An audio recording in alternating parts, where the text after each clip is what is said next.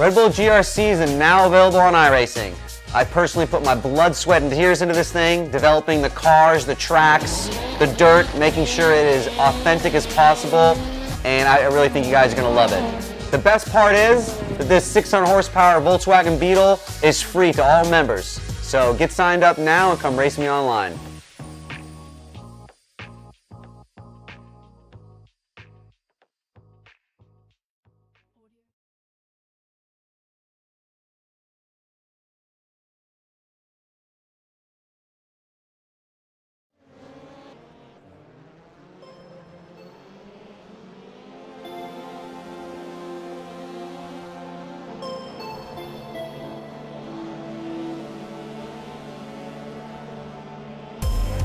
Hello and welcome to Friday Night Dirt Night in 2018 here on RaceSpot TV and iRacingLive. Randy Chenowth, Cam Walsh, Eagle Louie bringing you all the action across our 3 series and 3 races tonight.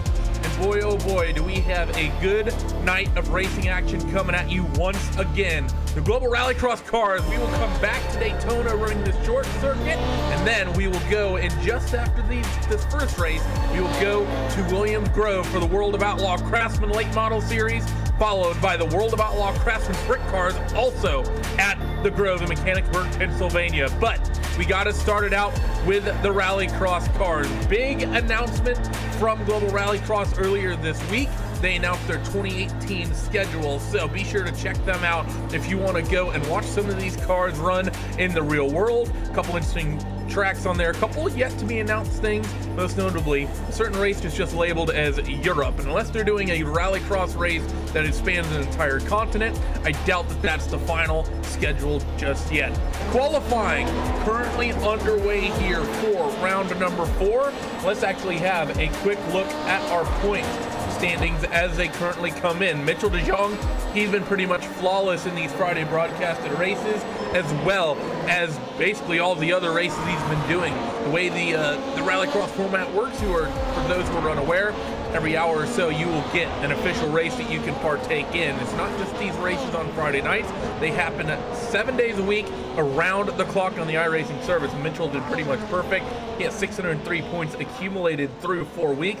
Sindre Setsas in second with 516, Logan Clampett third, 484, Graham Quinn fourth, and Evan Millard in fifth with 469. So qualifying currently underway right now. And Cam, we've gotten a little bit used to this. Mitchell de Jong, he currently leads by about 1/10 and a half. Well, hello everybody. I'm surprised you used the words pretty much perfect. No, Mitchell de Jong has been nothing but perfect. He has won every single heat he has been in, and he has won every single race he has been in here on the iRacing service, on these Dirt Night broadcasts, I should say.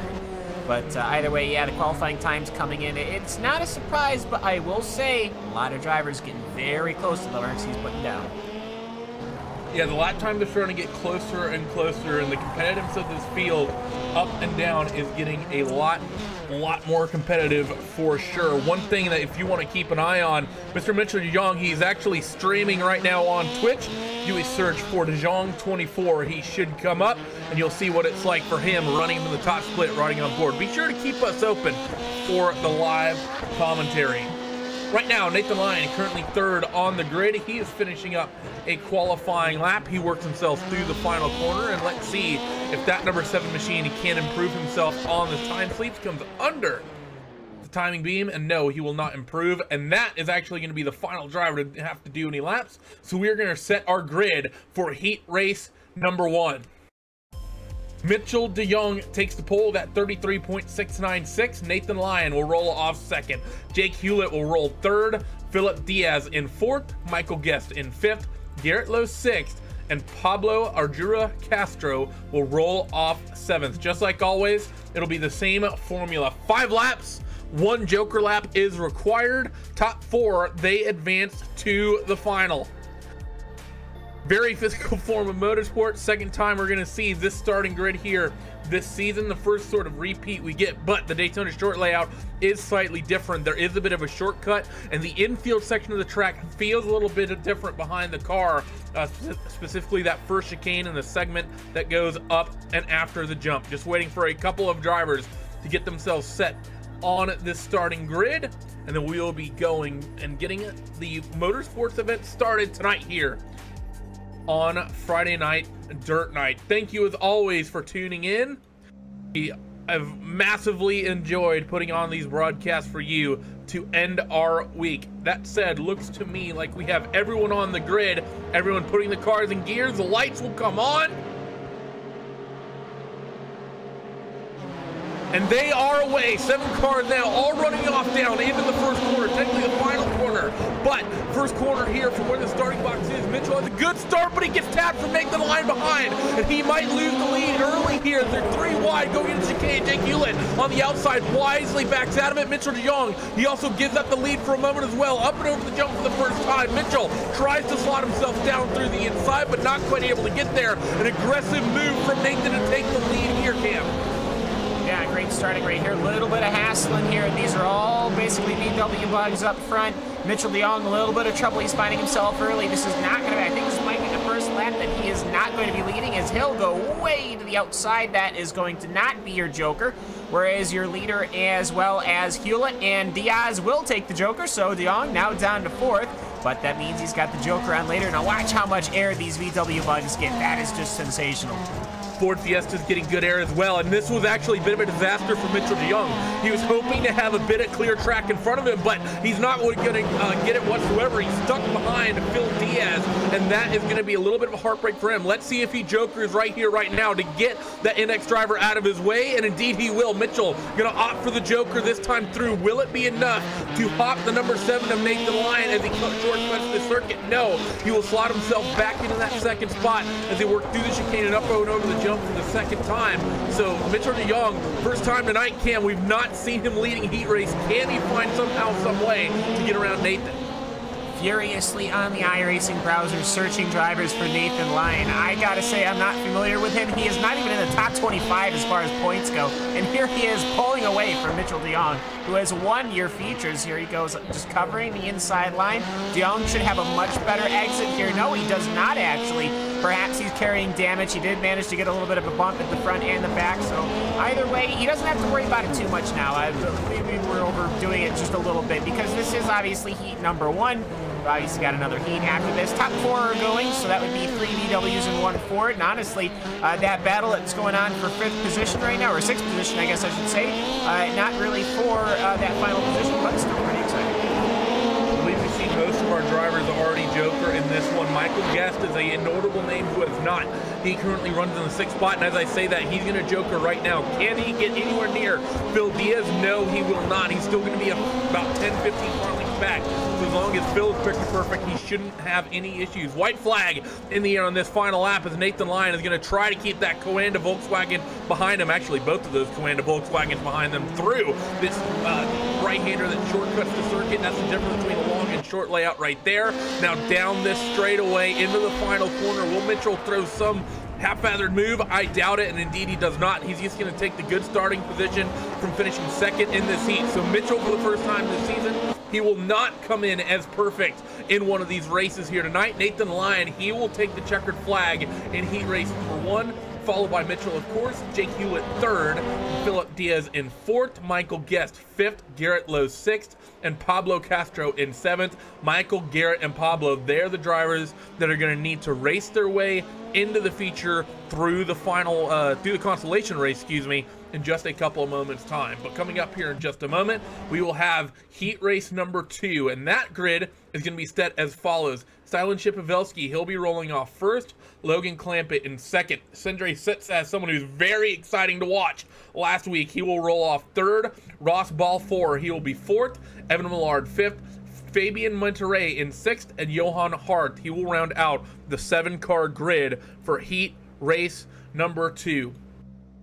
That was an exciting one, Cam. First time we've seen Mitchell falter. Yeah, and I gotta say, I've looked up a little bit. Of course, I'm gonna like him because he won the top split for the Daytona prototype. Nathan Lyon did so. Other than that, haven't seen him. Grid 2, get ready to rock and roll. Grid is set. Waiting for the lights to go on, res to begin to build, and there they go. Chip Pavelski, he's going to try to break away, but the inside line wasn't good for Mitchell, and it doesn't look good for that Ford Fiesta down low this time through corner number 1. They're all going to cycle their way through, but he gets a good run down low and much less physical through turn 1 this time. Logan Clampett, he set himself up into the second spot nicely as Ross Belfort. He's lurked himself into third place. Johan Hart in the background, he's gone around through that first chicane, so he's way, way deep down the order here, going to make it very difficult for him to have any hope of transferring up another spot. Yeah, Fabian Menetre there, he helped Johan Hart find that barrier. Obviously not what he wanted there. He's already going to have to get ready for last chance qualifying. Cars coming in for the Joker lap right now. It's Chepowalski as well as Belfort, and then Clampett. Clampett did not, but you know what? He's honestly, for taking that Joker lap, not that far behind, so perhaps we'll see how this goes. Cars just getting massive air. I almost feel, for whatever reason, we seem to be getting more air than we did at the long layout, which is a bit odd. I feel like they would get more speed. Now, the corner's not any different, so I have no idea why, but either way, the cars are looking good right now, and interesting thing, Randy, split 2 being led by a Ford. So we're already seeing that different manufacturers show very, very good pace here. Instantly enough, Logan Clampett not opting for the Joker here on lap number 2, and he almost pulls up alongside Ross Belfort as they go through that chicane, and Logan Clampett almost comes under attack from Evan Millard, and this is why I think that Clampett in that yellow Volkswagen should have opted for the Joker there on lap number 2. This is not good strategy for him, I think, and he's just getting held up by Ross Belfort, and this is going to be costing him time while Chip Pavelski is sitting just out in front of him. That said, if he feels like he's really in that number 1 machine, the patience may be a virtue that he may be able to pay off here, because it's about a 3-second delta. Now Logan is going to go for that Joker lap here on lap number 3. Will he be able to jump up into the race lead? He fights with Chip Pavelski up into the chicane. They're door-to-door, wheel-to-wheel, but no, Clampett not quite close enough to take that race lead. If he held his car there, he would have punted him. He's actually punting him right now, actually, Chepowalski. And here comes Clampett on the inside. VW, he's going to take it. He's going to have the inside line here around this concrete barrier. And here comes Ross Belfort. He'll come into the event, and that'll will screw over Chepowalski's exit, actually. Logan Clampett, he is going to get a clean run here, as we have only got 1 lap to go. White flag is going to be out, and it's been a fantastic move from Logan Clampett to take that race lead. And Sindre Settas, he just took the Joker. He wants to try to take this race lead away. He slots himself into second and is very close to Clampett. 5 cars all fighting for the race win right here, and only 4 of them will transfer to the feature event. Which 4 will it be as Logan Clampett still leads the way through the shortcut at the right-hander? Sindre Settas has lost a little bit of ground over that yellow Volkswagen in front of him. Stefan Chepowalski, though, he is still lurking behind. It's going to be a big move likely from Evan Millard to try to lock in a transfer spot, but no, he's going to be a little bit patient on the entry into the corner, maybe thinking there's going to be chaos in front of him, but it's not going to pay off. Fabian Monterey, he also jokers a little late, but not quite able to make anything of it. But that was one of the tightest finishes to a heat race we've seen thus yet. Wow, that one was tight. Post-race results are as follows. Logan Clampett will win. Sindre Settas, he's going to roll, come home in that second spot. So that was one of the tightest ones I've seen that finished one of those heat races. They didn't really have the elbows out either, which was good to see. They didn't hurt each other. Yeah, it wasn't too physical by them. Very, very close racing though, but still very, very tight. Well done by all of them to keep that clean, as Evan Millard, one of the drivers that unfortunately not going to transfer into that main event. He's going to have to do it the hard way. Green flag waves, and now we are green and running here in the B main. Michael Guest, Evan Millard, Garrett Lowe, Fabian Monterey, Pablo Castro, and Johan Hart. They're the 6 drivers running. Only 2 of them will transfer. Michael Guest has a good start here, as it's going to be Monterey as well as Millard fighting door-to-door for that second spot. Through the chicane for the first time. Up and over the jump they will come, and Millard, he has that second spot. Yeah, and Castro has a bit of an incident with Johan Hart. Hart not having the day he is wanting to have, as he rode the VW up that ramp, and they both had a very bad launch and landing. Either way, up front, though, it looks like Michael Guest is going to be getting away. He is going to be comfortable. He wants to see him that gap grow, but here we go, a couple of cars taking the Joker lap. as we expect. Surprised to not see Michael Guest take it early. It's a big risk, and this is the issue you have. Now Fabian Monterey, he ends up with the race lead, and now Michael Guest has to not only worry about drivers behind, but a driver ahead, and this can cause issues for you. This is why you generally see the likes of whoever's leading these races joker early, so they do not get jumped, and so they can maintain that clean air. Michael Guest, will he joker on the second lap through to take that race lead back? Yes, he will. So it's not really going to be a big issue as long as he doesn't make a mistake here, Cam, and he's not going to, so he's going to retain that race lead. But it's a big, big risk you take, and actually he was very close to catching the blend line, exiting the joker, and Fabian Monterey, a little bit of contact, almost saves him up and over the jump. He's facing the wrong way, spinning back onto the racing surface. Those two drivers of Johan Hart and Garrett Lowe, they just squeaked by, but Hart, he spun off on the grass as well. Yeah, that one was Evan Maillard. He ended up, I think he took the joker. He came out, and where we saw earlier when Logan Clampett took the joker and he backed out at the last second, well, Maillard, he sent it, I believe would be the official term.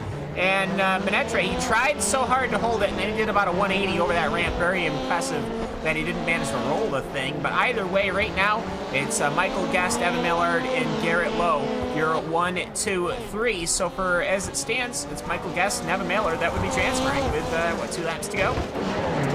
That's currently the way it looks right now as they work themselves down towards the tail end of this short lap. Garrett Lowe is lurking behind. The thing that's going to be interesting is that, I believe it was Evan Maillard we saw, he was very close to the blend line, and there is a penalty if you cross that blend line. So the thing for Evan Maillard, even if he is in the spot right now, Kim, he has to try to open up a window behind in case he did get that black flag for blending a little bit too unsafely there. Yeah, and there is a slow car, that's Pablo Castro. I only mention that because I wonder perhaps with this being so short of a circuit that the leaders could perhaps catch him. No, he's pulled off, so okay. We do have a fight for the win here in the last chance qualifier. Not sure what I would prefer, with taking a win in the last chance qualifier or perhaps wrecking, trying to fight for the win and missing the main.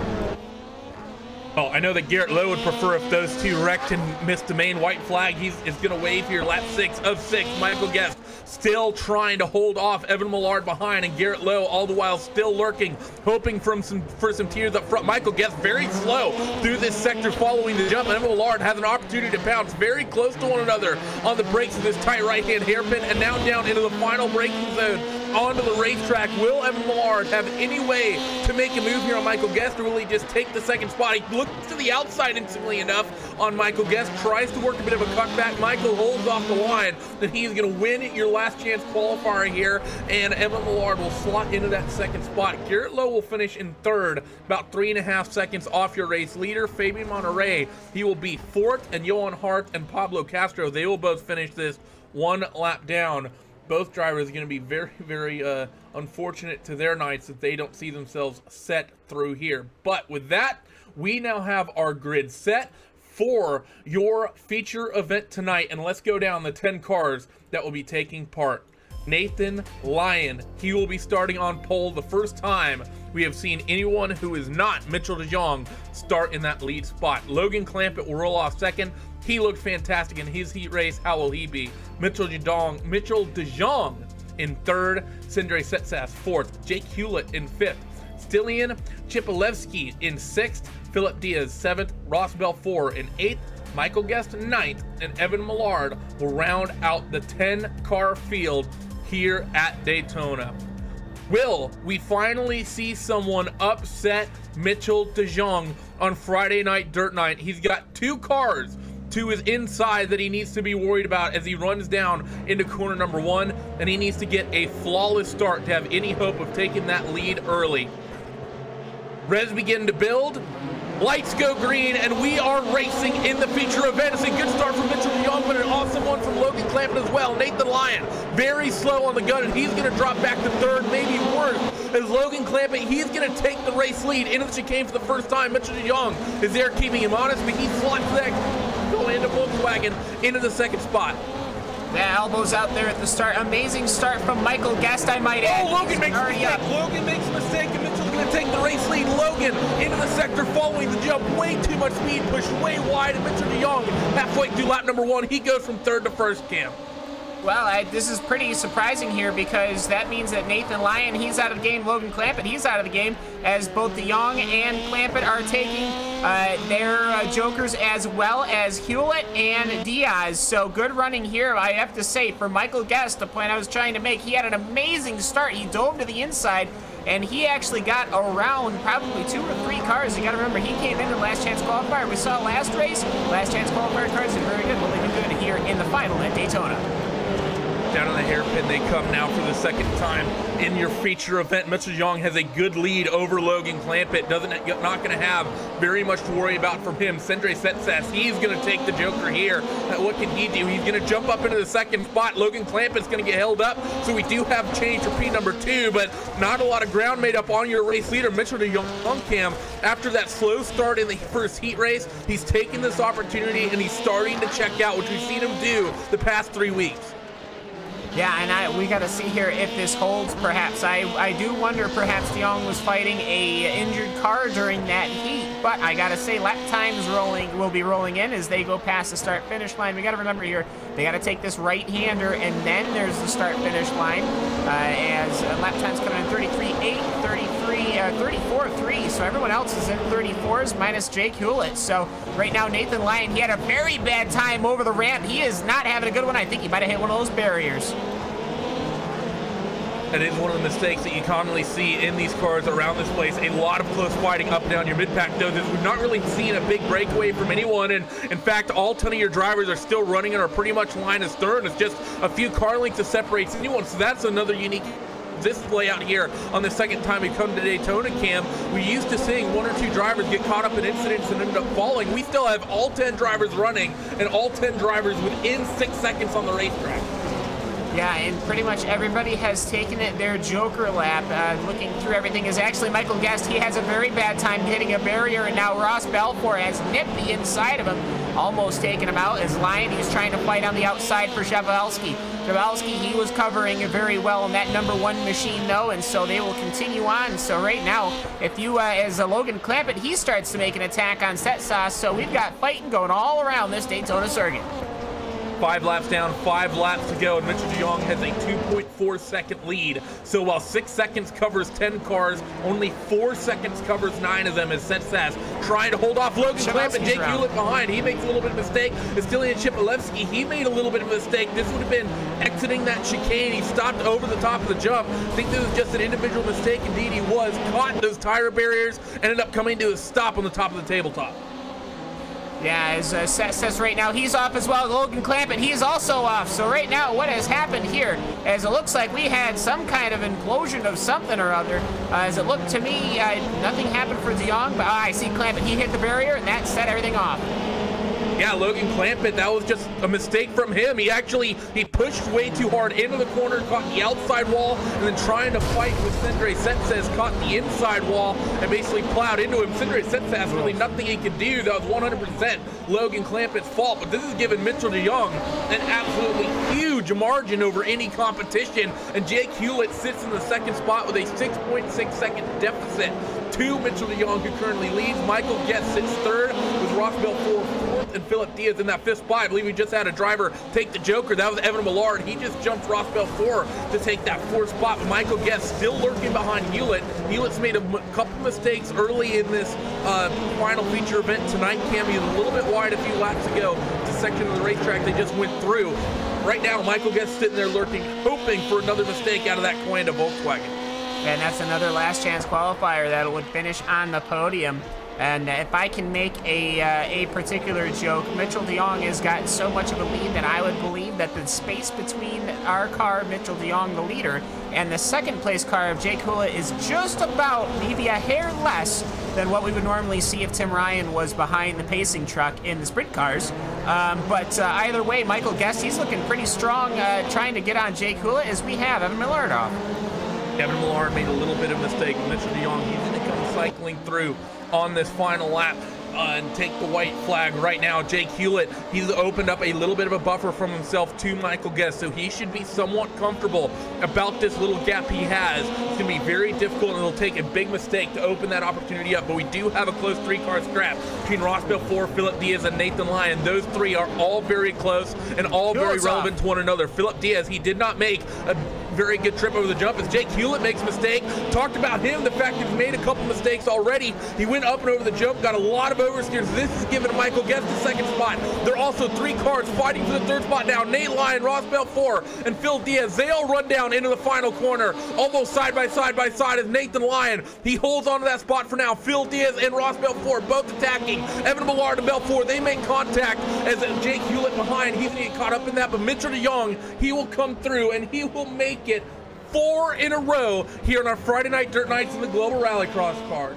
What an amazing final lap. That was crazy. Nathan Lyon, he stayed right in there, and he managed to pull that out of the hat to come home in third. Great battle in between that large chunk of crowd. And for Jake Hewlett, one lap, if he just had one lap where he finished right, he landed correctly on that jump, he would have had a top 3 just like that. But either way, great racing here and a fantastic finale at Daytona.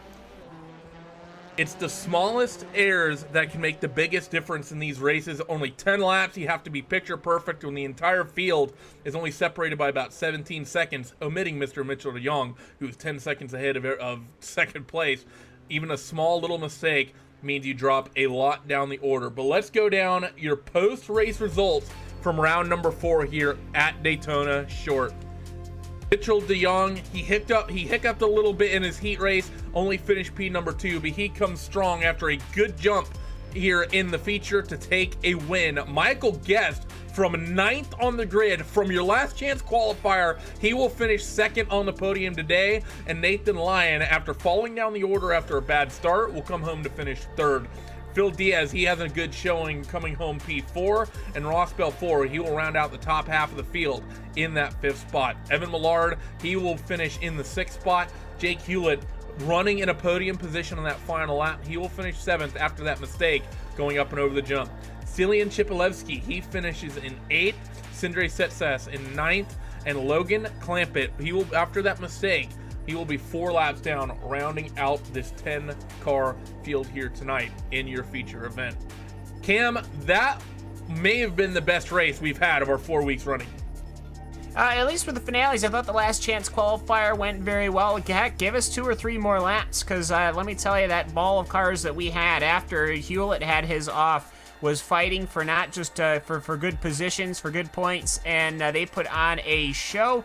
It was pretty exciting, I gotta say, and I'm pretty happy that we were able to cover it here. It's a quick circuit here, this Daytona Short. I can see why they made the long version, but this one certainly was sensational. That it was. It was an amazing race, and let's stand by with someone who's been nothing less than amazing in these Red Bull Global Rallycross cars. Hello, Mitchell. Hello, 4-time winner, and hello, Twitch chat. Mitchell, this Daytona Short track's a little bit different from the long layout. Let's give us your takes on the differences between the 2 tracks, the long and the short layouts. Which do you prefer? Which is tougher? You know, just go down, run it down, give us the rundown. Yeah, absolutely. No, I tend to prefer the long layout a bit more. You know, this layout's very fun, but it's also very easy to be super close. There's only really like 2 or 3 corners. So everyone tends to be within a few tenths of a second per lap, so usually that means a little bit more closer racing and a bit harsher racing. So I tend to prefer the long layout. Certainly this one's still a bit better than I think the last week's starting grid. It's a bit more predictable. Obviously, if you have like what happened in the heat race, you can still lose it, just getting a tap from the rear. So just Rallycross, always kind of risky like that. Now let's talk about that in that heat race. Things got very, very physical between yourself and Nathan Lyon in heat number 1. He ended up coming away with the win. The first time we've seen you falter all season long and not take victory in a heat race, or, well, you took victory in the feature, but you didn't sweep the entire night of Friday Night Dirt Night. Was the car a little bit bent after that little contact? You weren't really close enough to fight with him through that first heat, excuse me. Was the car a little bit bent, or were you just concentrating on getting a good start for the feature? Yeah, no, off the start everything was good, and then just gave me a little bit of a tap from the rear and sent me sideways. And then something weird happened towards the end of the first lap. Maybe you saw on stream where I kind of like suddenly braked or something like that, but on my end the car kind of glitched out and like hit the tire barrier and flipped in front of me, so just had to I got a really big contact. It kind of broke the front and the rear of the car because I got a hit from behind as well.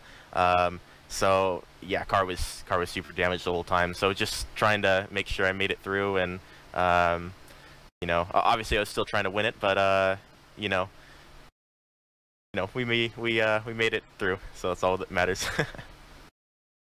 Now, the Real World Red Bull Global Rallycross schedule was released just the other day, Mitchell, and some interesting points on that schedule. Seems to be 8 races, and there's 2 that definitely stand out. One is TBA, and the other is Europe. So can you give us any hints on the TBA track and the Europe venue as well, or are they doing a rallycross that spans an entire continent?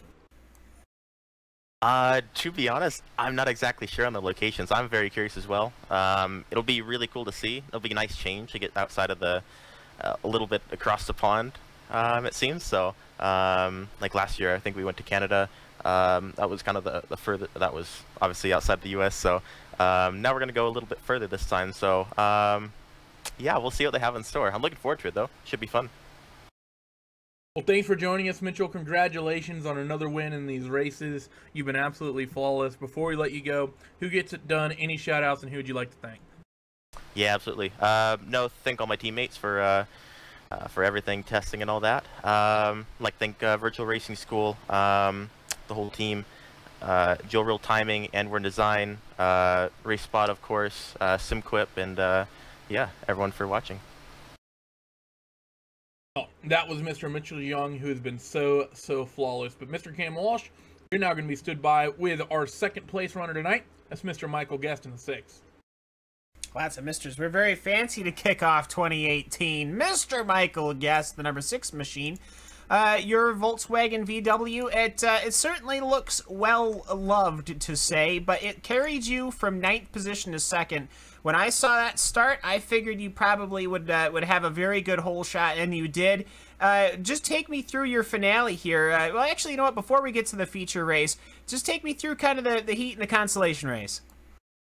Yeah, so in the heat race, of course, these splits are the biggest of the week, and I just tried to get a decent time. I thought that a low 34 would be enough to be top 4 or so to get me into the feature, and it wasn't. So the heat race, I just got off of work and I came in here and I was really rusty for the first like 5 or so laps, and I ended up falling back behind and having to go to the consolation through that. But as I got hang on to it in the consolation, it started to come back, and wow, everybody's so competitive in here. Even if you're just running the best times, there's people all over. You just can't get away from people.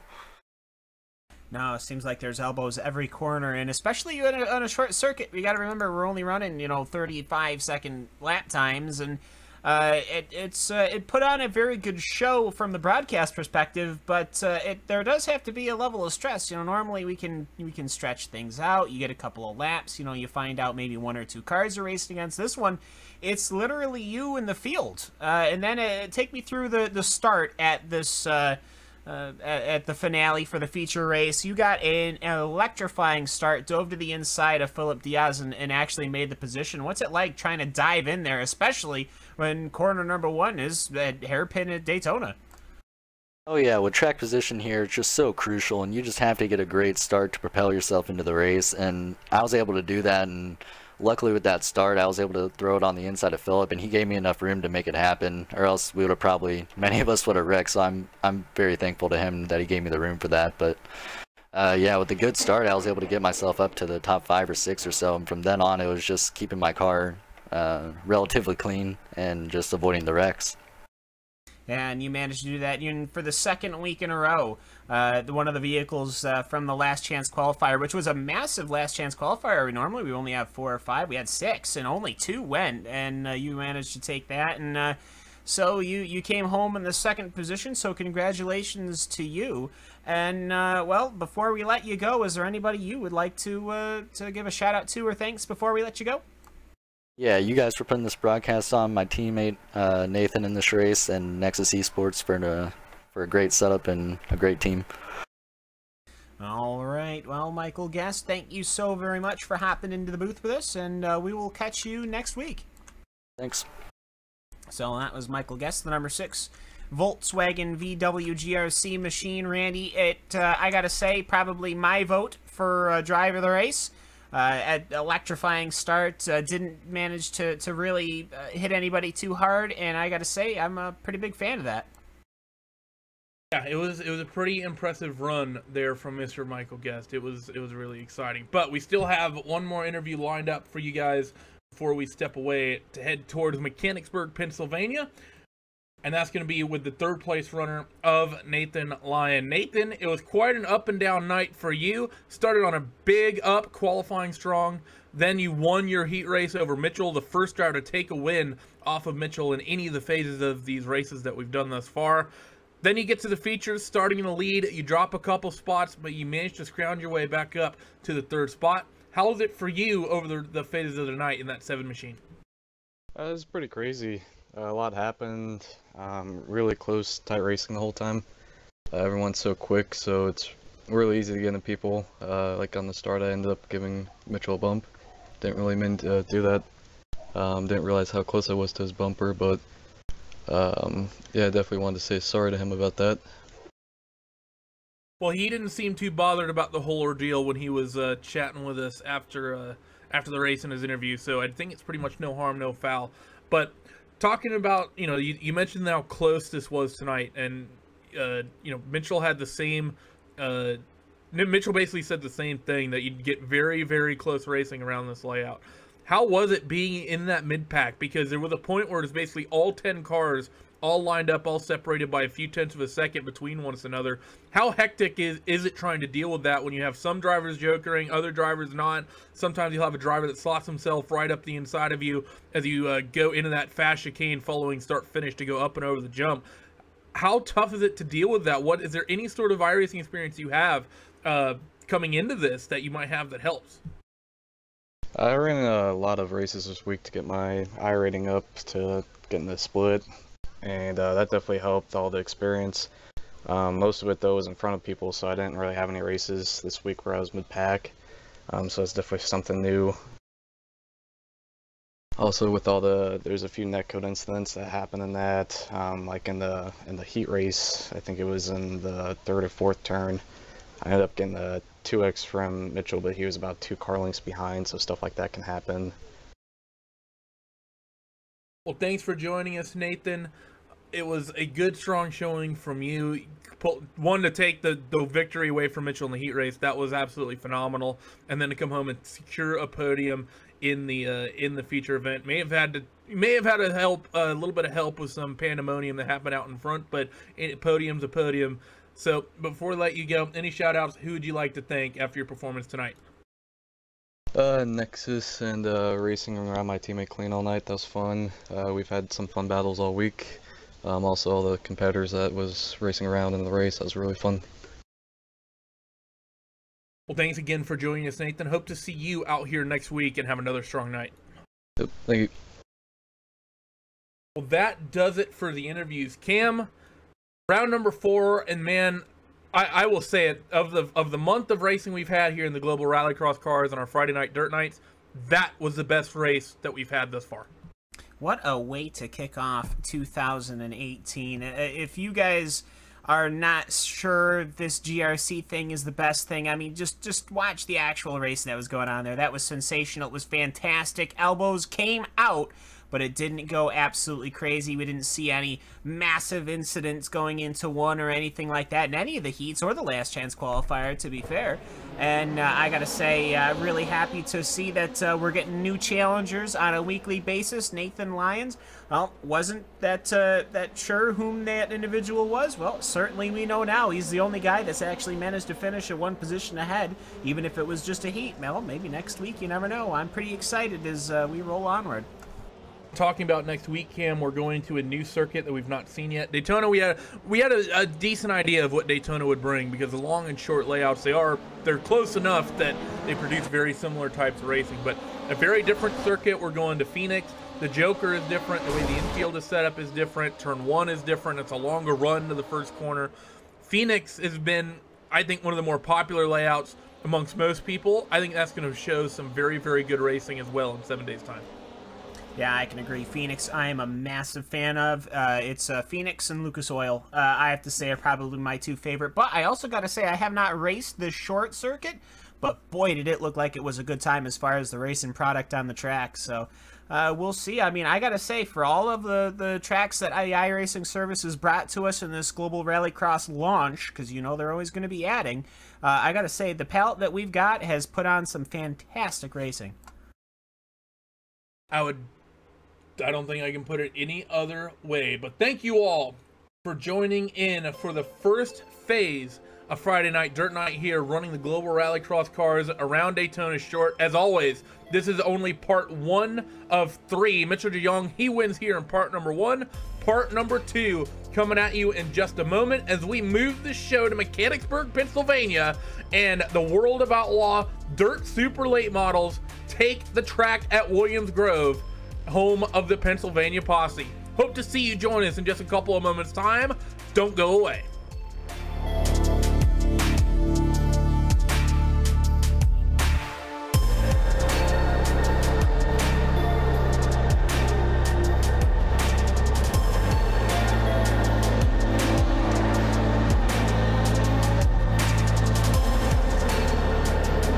Introducing a whole new form of racing to the best online racing simulation in the world. This is Dirt Racing on iRacing.com. Race online at some of America's most legendary dirt tracks, including Eldora and Williams Grove. iRacing is the premier online racing game featuring NASCAR, IndyCar, sports cars, and now World of Outlaws, the leading sanctioning body for dirt racing. iRacing is easy to use and features a centralized ranking system to make sure you have the best experience at any skill level. With a massive inventory of high-precision laser scan tracks and cars with an unmatched dedication to quality and detail, iRacing gives you the most authentic online racing experience available. Thanks to iRacing's dynamic track system, developed specifically for dirt racing, tracks change over the course of a race, just like your favorite dirt track on a Friday or Saturday night. From a slick racing groove all the way up to the cushion, iRacing's dirt tracks deliver non-stop racing action. Partnered with the World of Outlaws, iRacing is your source for the most authentic dirt racing experience available, featuring 4 brand new tracks and 11 new cars, including street stocks, legends cars, late models, NASCAR trucks, winged and non-winged sprint cars, with much more on the way. Join the Dirt Revolution on iRacing.com and start slinging mud today.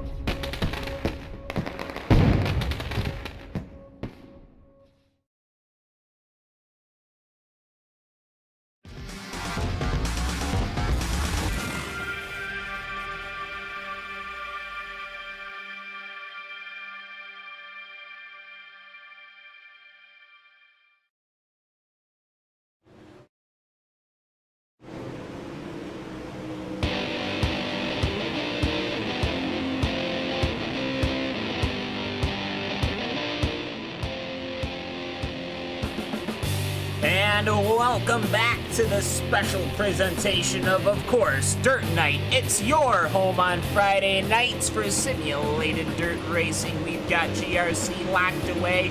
Absolutely fantastic racing at Daytona. Now we set our sights to Mechanicsburg, Pennsylvania. Of course, a very well-known circuit is Williams Grove. And, well, we'll just get right on into it. Cars are going to be heading their way out for qualifying. Randy, I am super excited about being here. Williams Grove always puts on a good show. We've seen fantastic racing in sprint cars. Now, hopefully, we're going to see some real good racing in Williams Grove. Plus, I gotta say, some of the talent from the sprint cars is leaking into this late model series. I see a couple of familiar names from the sprint cars. You know, I don't know if it's talent from the sprint cars that's leaking or if it's talented late model drivers that also wield a sprint car, because even though our global rallycross races have been so good, Kim, I have to say the dirt super late models, these World of Outlaw cars, they have been the best races on our Friday night dirt nights the last 4 weeks running. They haven't had a bad week. Big, good shows every single time. The Rallycross stuff has been a lot of fun because it's new, but Mitchell's just been running away with it. Here we're seeing 2, 3, 4 people fight for the win across multiple heats in the 40-lap feature event. This, I think, has been the show of the night. Yeah, and it's constantly delivered. Couple of times where it went okay, but yeah, I think we're going to have a good one here. Philip Diaz, I believe, is the only one who has climbed out of the GRC car and has made the trip up to Williams Grove. Under the lights, by the way, seems to be a big theme. We have been under the lights, I think, probably the most that we have seasons long. Qualifying time should be coming across. As I'm pretty excited about it. Hugo says we're always going to be racing on the lights. That makes me super excited. That is the authentic experience as far as I'm concerned. Always got to race under the lights. Of course, Friday night is where we race at Brewerton. And I got to say, Randy, as far as the dirt schedule for the entirety of the continental United States, it may be virtual racing, but I'm sure there's been a late model race or two somewhere, but as far as kicking off 2018, I think we might be one of the very first dirt racing broadcasts. Yeah, we're probably one of the first indeed. You just had the Gateway Nationals. They were just a couple weeks back, so they pretty much rounded out 17. Really, the first big dirt show that's going to kick off 2018 is going to be the Chili Bowl here in a short time, and big news on that, Cam, coming to the sim. Oh, yeah, they're sending the trucks out there. They're going to get everything nice and scanned up, and they said perhaps mid-time this year, maybe a little bit later.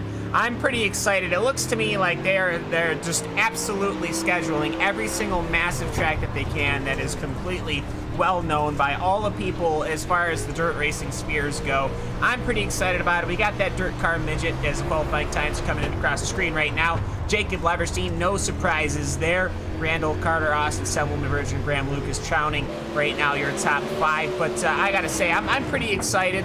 Overall, I mean, now we've got Kokomo that's on the way. I know for a fact that they're looking at Weed Sport, and I gotta say, I'm really hopeful that we continue to grow the brand. And also, don't forget, Dirt Car Nationals are coming in February.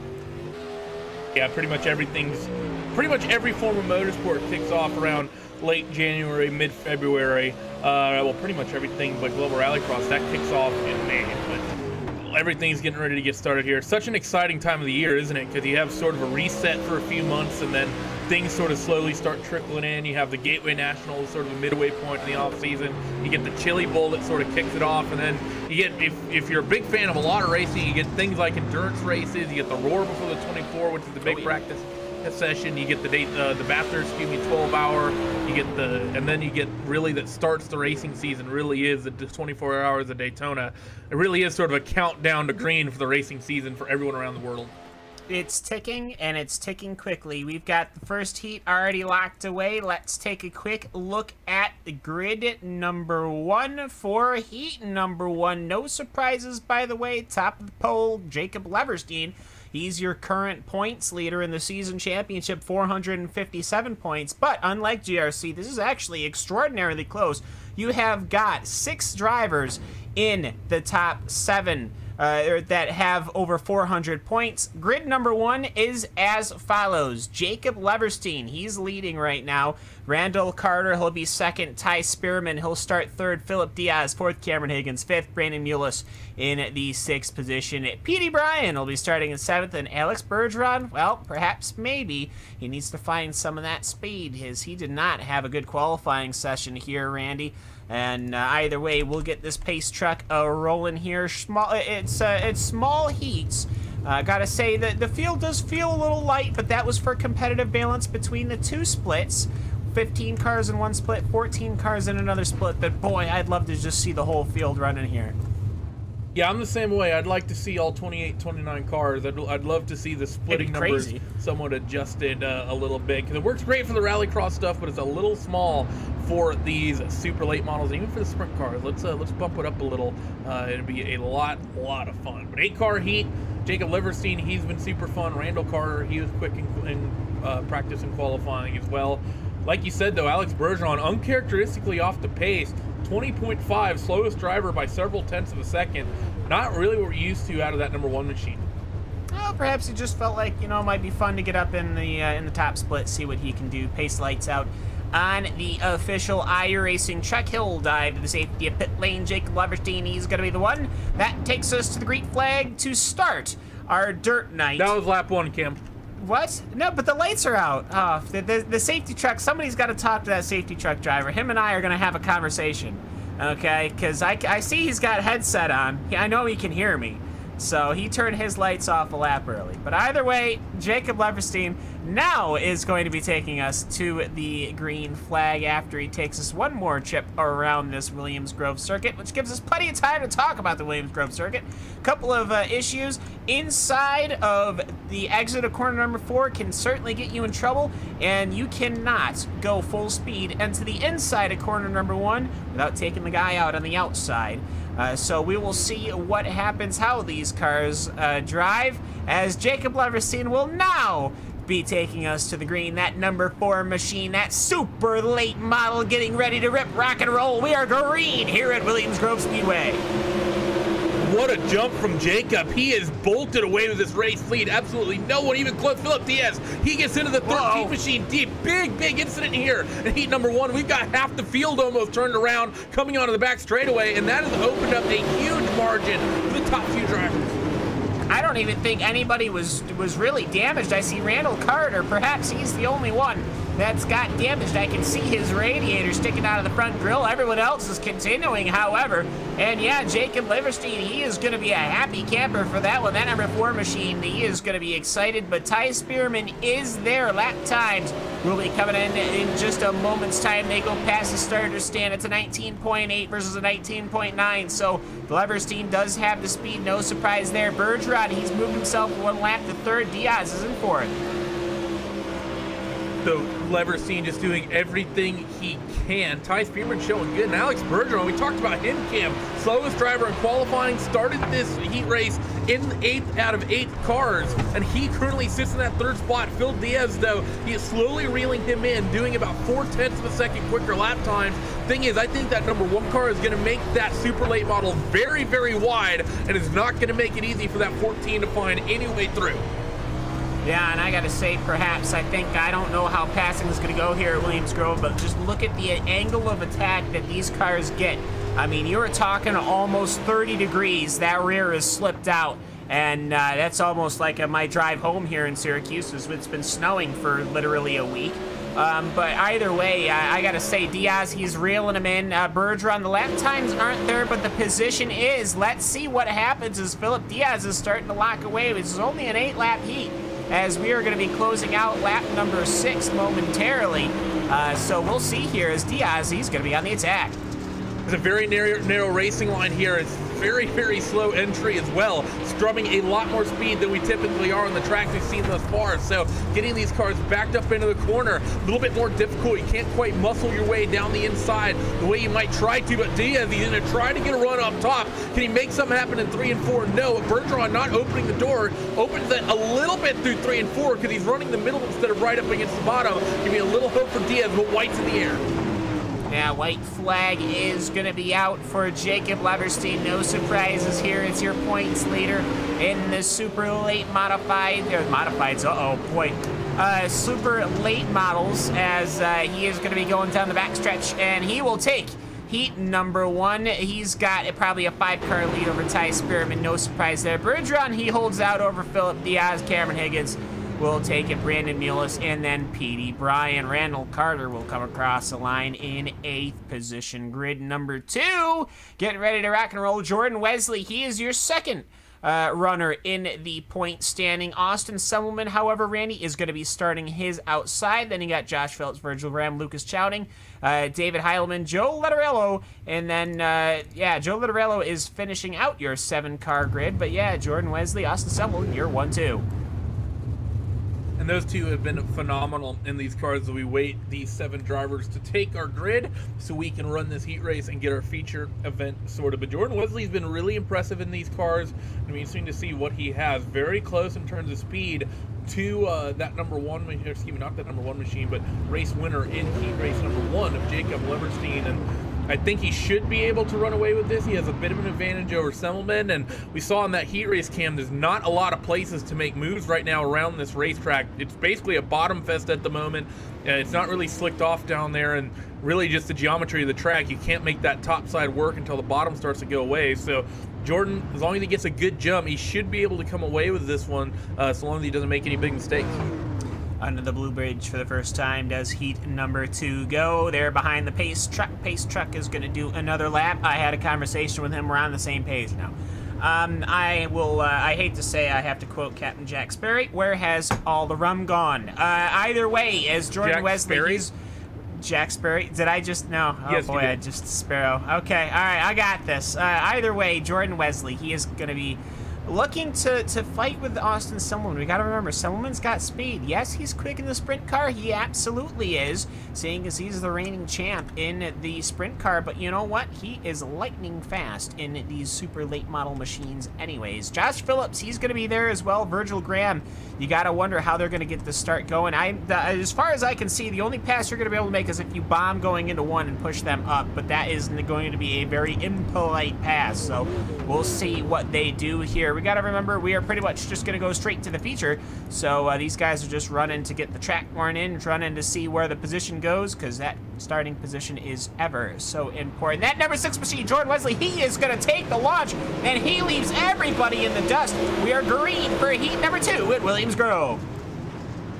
Showing up to work nice and early is that 6 machine of Jordan Wesley, and he has a big lead. Josh Phillips, he's slotted in a second. Semmelman not going to be a happy camper as he falls back into that 3rd spot. Virgil Graham 4th, and rounding out the top 5 is going to be Lucas Chowding. Joe Letterello last place, still running hard with David Heilman, and they're very close. Joe might be able to make a move here down into 1 and 2, very close door to door through the first part of the racetrack, and Joe gets good momentum off the corner for the top side. David is strong, and that NX car not quite able to get a job done.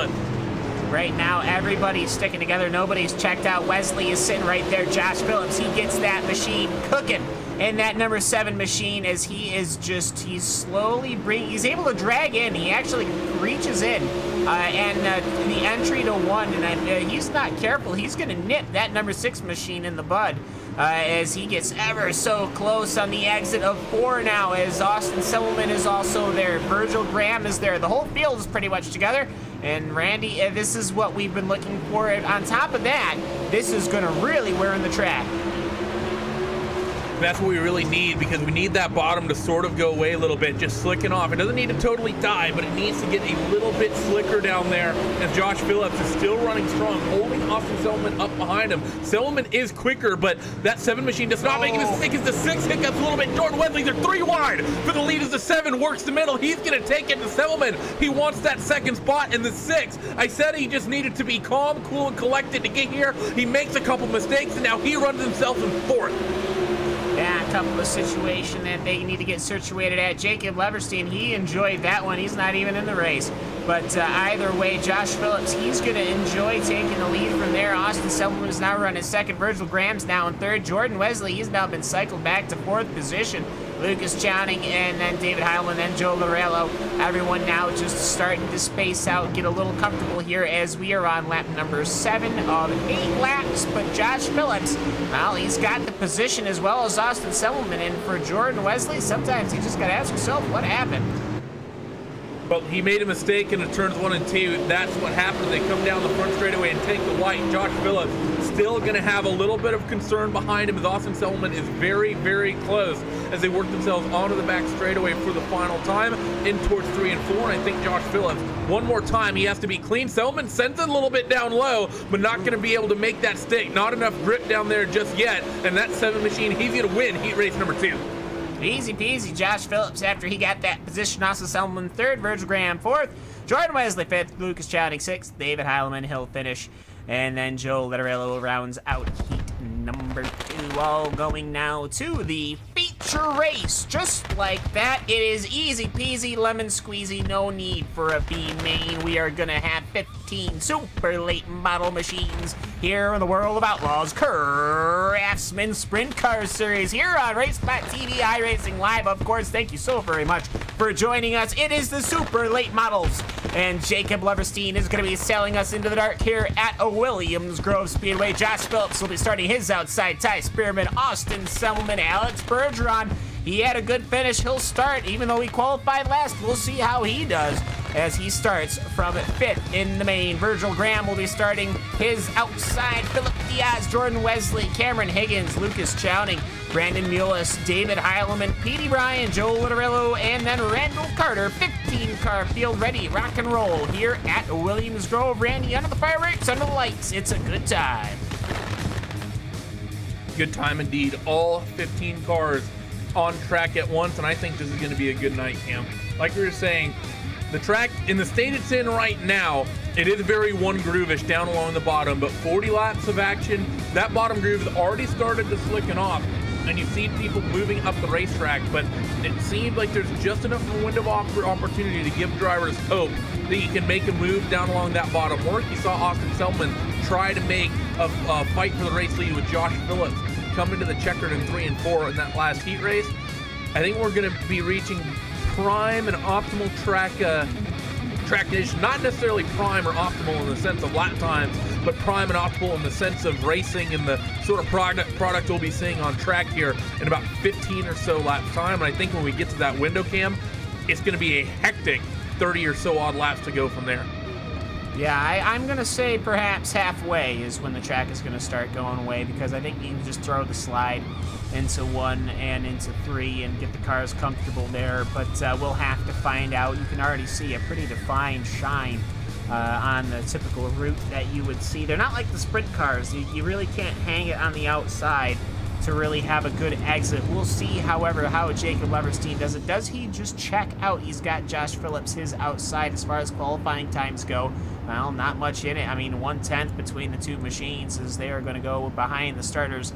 They're going to go in front of the starter stand one more time, I believe. Nope, into the pit lane they will go. Jacob Leverstein, he will almost nudge Josh Phillips out of the way. They are going door to door just like that. Well, if that doesn't set it up for you, I don't know what does, ladies and gentlemen. Welcome to the finale here. It's the late models at Williams Grove Speedway. Jacob Leverstein leading all over the 7 machine. We got an incident though in corner number 1. 3 machines around. That's David Heilman. Not sure what would have started this one here. They all went down in towards corner number 1. This came from Joe Letterello, but there was a second mistake as well. It was a couple separate incidents that I think happened here, Cam. Once, Lucas Chowning, he got on the back of Cam Higgins. Actually, Cam may have gotten into the back of someone and checked up. Not sure, but big incident in the mid-pack. I think that everyone got on the binders, which is what you should expect going into corner number 1. I'm just saying. And I think instead of wanting to plow into the field, Cameron Higgins kind of pulled it into the inside there. And then he ended up dooring the rear end of Philip Diaz. Anyways, after that, it just everyone piled into each other. And unfortunately, David Heilman took the brunt of that. But for Jacob Leverstein, I mean, well... You gotta laugh. I mean, Jacob Leverstein and Joshua Phillips. I gotta say, Randy, we have covered many starts here, and we know, especially with the World of Outlaws Craftsman Sprint Car Series, we have had to cover a lot of restarts. And I don't think I've ever seen anyone take the green literally making contact with their competitor. It's I think it's just the way you want to start here, Kim. You want to try to be as high up, excuse me, up the racetrack as you can. I've seen it in some of the short tracks that we have on the sim, the asphalt stuff. Irwindale's another track where you want to be up top, and because of that, that top groove will get squeezed. And I think that's, you know, that's the only thing I can think of. But still, a very, very physical start there from that 4 machine of Leverstein. Well, it was pretty exciting to watch, and I gotta say, Josh Phillips did not seem unaccustomed to it at all, which should tell you all you need to know about the racing at the super late models. These guys are used to it. These guys all know each other, and they are ready to rock and roll and put on a show for you, ladies and gentlemen, boys and girls. So for the second time now of the night, we will see that iRacing official pace truck pull into the safety of pit lane. I believe it is this time by, and we will get under green flag racing conditions once again. That will be 5 laps down and 35 to go as we are ready to rock and roll these machines. They do weigh quite a hefty bit, so the track should wear in fairly soon. We'll see what these drivers can do in changing conditions. Pace truck is in. Jacob Leverstein and Josh Phillips are door-to-door already. Austin Selman tried to take a really good bite out of the jump, but he doesn't get anything in it. Whole shot, Jacob Leverstein, but he's got competition on the outside. Has that top side, came in the 7, trying to work the top, but no. Josh Phillips, we got another big stack up in the midfield. Another quick caution. 11's around both the Inex cars involved in this one. Phil Diaz caused a little bit of issue with that first heat race. We got into Randall Carter, and I think he may have tagged the back of Alex Bergeron this time. That was very, very close. And actually, yeah, I think that 14 got into the 1. Actually, that 14 may have had help getting into the 1. He may have gotten, yeah, he did indeed. He got tagged from behind. He got sent into Alex there. Yeah, it's kind of a really big old accordion. I think Alex Bergeron, he just, he sent it into 1 and the car absolutely, the rear kicked out, and then everyone just kind of piled in, and I think Joe Latorello, he got the worst of it. I kind of wish that they held the flag just for a moment's time because everyone got away. Everyone got away in under speed way before the leaders would have gotten there. I thought that we probably could have stayed green. We've seen sometimes, Randy, sometimes they do hold the yellow. Unfortunately, this time just doesn't seem to be it. So we'll have probably a 30-car sprint.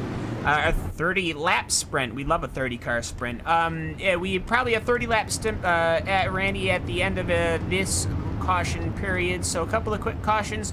Gotta say, Jacob Leverstein, boy, he knows how to get his elbows out here on these restarts. Yeah, that he does. Hopefully that this gets everyone a little bit calmed down and we can get some green flag running in, because this has been, you know, the super late models, they've been very, very clean on the races they've done thus far this season. Let's just hope that they can get a little bit sorted and keep it clean and keep it green here for a nice long run. Keep it clean, keep it green indeed. Though I think that nowadays in recent events, won't talk to it in specifics, but might not want to do that anymore. Either way, Jacob Leverstein, he is going to be covering in his, honestly, I like the paint scheme. It almost reminds me a bit of retro colors, that turquoise and pink number 4.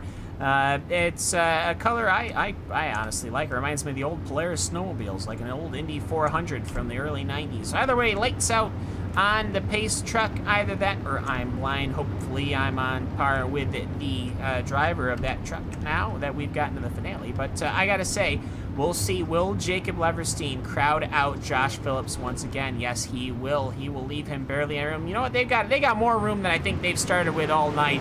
As Jacob Leverstein will take the green flag. Austin Sumlin, he'll slide in quickly. Let's see. Can we get a green flag run going into 1 and 2? Everybody holding. Couple of door-to-door contacts. But you know what, Randy? We finally got away. A little bit of beating and banging, but everyone's through 1 and 2 clean. Into 3 and 4 now. This is really the first time they've gone into it hot, and everyone's clean through here as well. Good close racing through the mid-pack.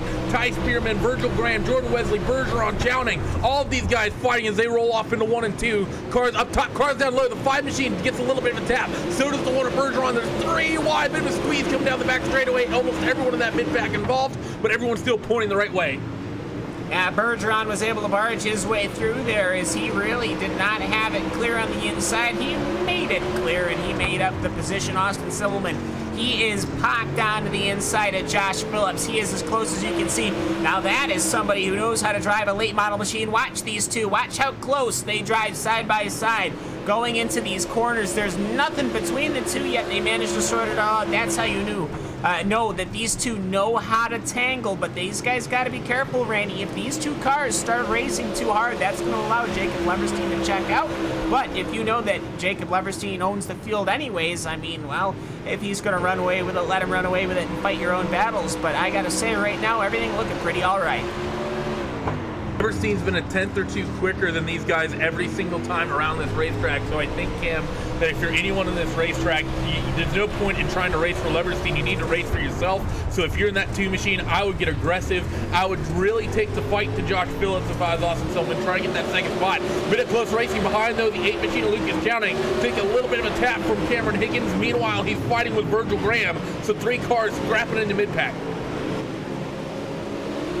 Yeah, and I gotta say here, Austin Sullivan, all he has to do is lead off the brakes for just a moment's time, get that fender just a little bit under the rear, and use that fiberglass horn to perhaps move the machine out front, or will he just door check him? No.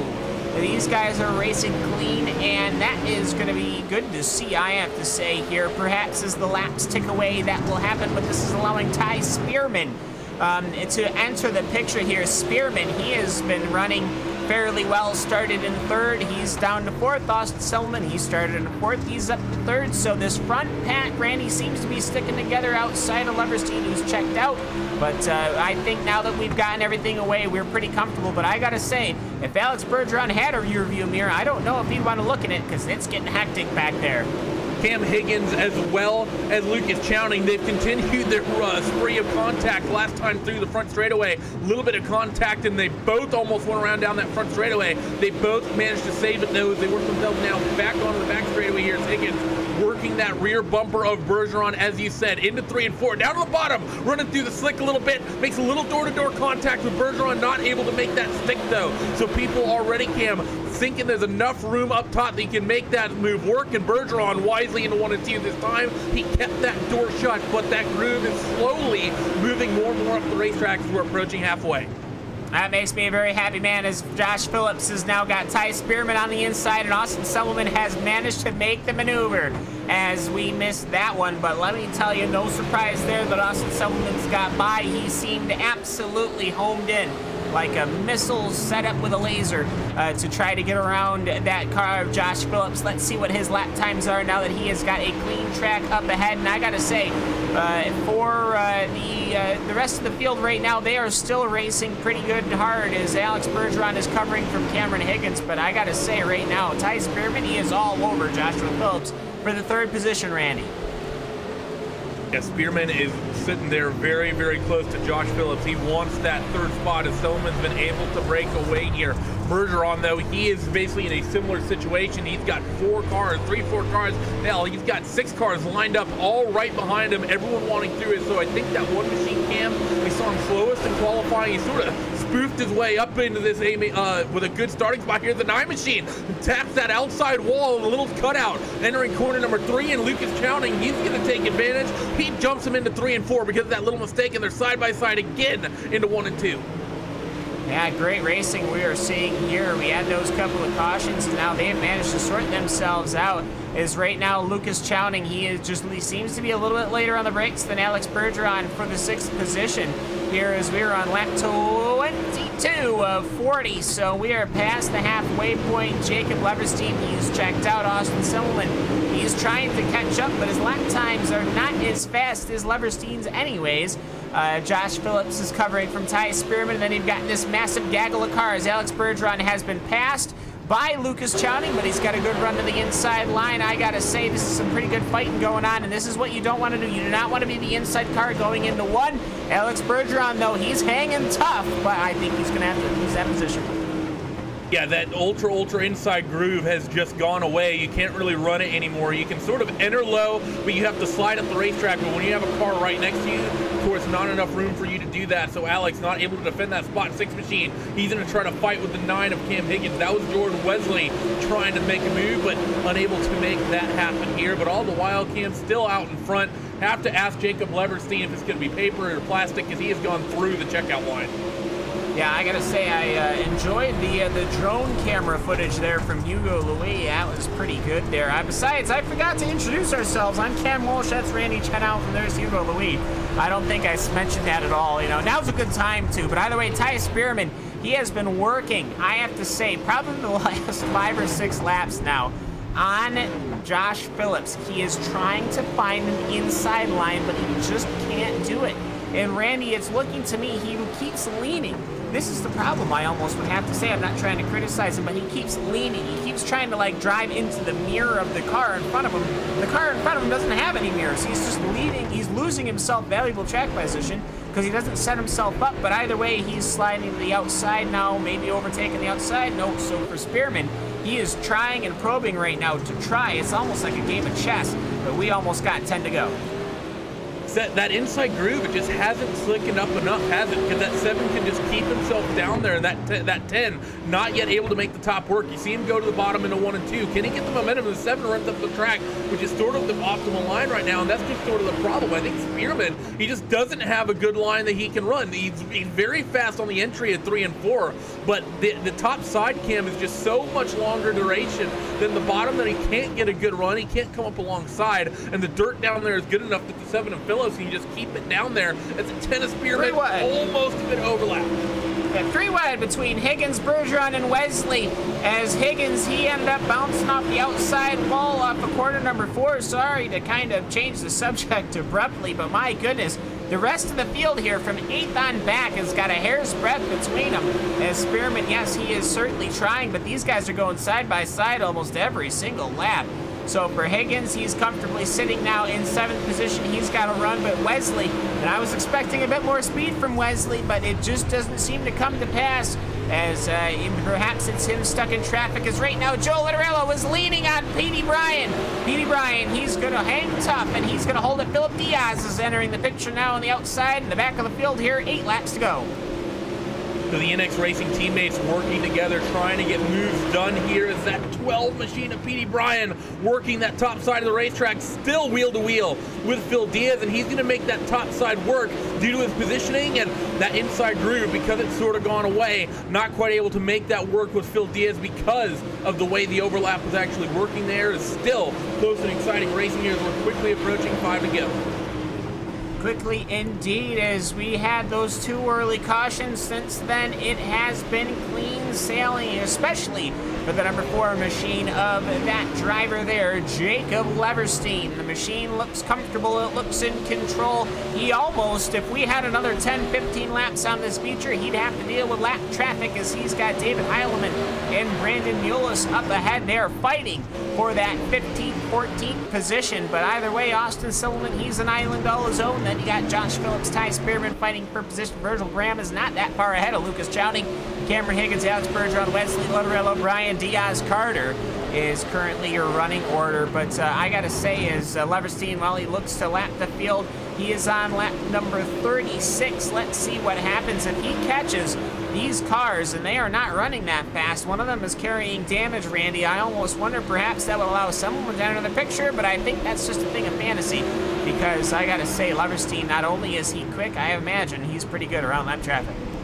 He's going to need to be, though, and this is going to be a very stressful situation for him. 4 laps to go, and Selman is close enough to be a concern. 1.7 seconds back. If you had clean track, it'd be no worries whatsoever, but having the lap traffic in front of you like this is going to make Jacob really hesitant. He needs to be picture perfect here, getting around this traffic. He goes to the top side, hasn't reeled it in enough just yet to make a move, but those two are scrapping side by side with one another. That's going to make the Ford's job very, very difficult. You see both of them pull to the inside. They let that Ford through. Very well done by both of them. They still maintain their fight. They don't get any less physical with one another as Jacob takes 2 to go. Yeah, I think perhaps it's a little bit, it's difficult to just immediately try to shift this car to go to the inside. But either way, yeah, we are going to have 2 to go. White flag are going to be picked up this time by, as now there's a lap car between Leverstein and Semmelin, so no issues there, I would think. Jacob Leverstein, he has been dominant. He was dominant in heat number 1, even though it was kind of given to him after that massive incident behind him at the start of heat number 1. As well, we had 2 cautions. He elbowed his way to a comfortable start up front with Jordan Wesley. No, excuse me, that was Joshua. But either way, Jacob Leverstein, he is going to take the victory in the feature race at Williams Grove. Did you expect anyone else? The Virginia's driver is going to take the W. Austin Sullivan, he will finish in second position. Josh Phillips, he'll finish third. Ty Spearman is going to be back in the fourth position. Virgil Graham, Lucas Chowning, your top 5+1. So either way, gotta say, thought we had some pretty good running, Randy, and you know what? Kind of no surprises there, and we'll get your thought just before we go through the finishing grid. That was a really, really good run up and down the field. Those early cautions, like you said, but I don't think we didn't really see anyone lose too much in terms of damage. A couple of cars got a couple big hits, but no one dropped out. The entire field finished that race. 13 of them on the lead lap. Only those 2 drivers ended up 1 lap down. But it was a good night of racing there. Williams Grove. It's definitely a little bit more interesting in the late models. Well, I won't say interesting, but it's much different in these cars than it is the sprints. Some of the tracks run relatively similar in terms of how the track develops and how they race, but this place sort of it's sort of its own separate thing between the sprints and the late models, and that's good to see because that's how most tracks are in real life. You generally see late models and whatnot run one way and the wing sprints another, and that's always a lot of fun. Yeah, and we got to see the mud build up on these machines here. Paperclip, first time I've seen paperclips here, and it was a good run. And let's take a look at the finishing order here at the feature race for the World of Outlaws Craftsman Late Model Series here from Mechanicsburg, Pennsylvania. Jacob Leverstein, well, did you have any guess? 16 minutes and 3 seconds was the time on the board. 2 cautions. That number 4 machine started first, comes home first. Austin Silverman, he'll come home second position. Josh Phillips will finish in third. Ty Spearman will finish fourth. Virgil Graham fifth. Lucas Chowning sixth position. Cameron Higgins in the 7th position. Alex Bergeron in 8th. Joe Litterillo in 9th. Jordan Wesley in 10th. Petey Bryan will finish in the 11th position. Philip Diaz in 12th. Randall Carter in 13th. Brandon Mullis in 14th. And David Heilman will finish out the field in 15th position. And I gotta say, we had some extraordinarily good running. We've got one to interview, Randy. That is Austin Selman. Let's see if we can get him into the booth at number 2 machine. Having a fairly good run here at Mechanicsburg, Pennsylvania. And now the driver, well, he's with us now in Austin. Wasn't able to take the W today, but I gotta almost say no surprise here because I just don't know who has the speed for Jacob Leverstein.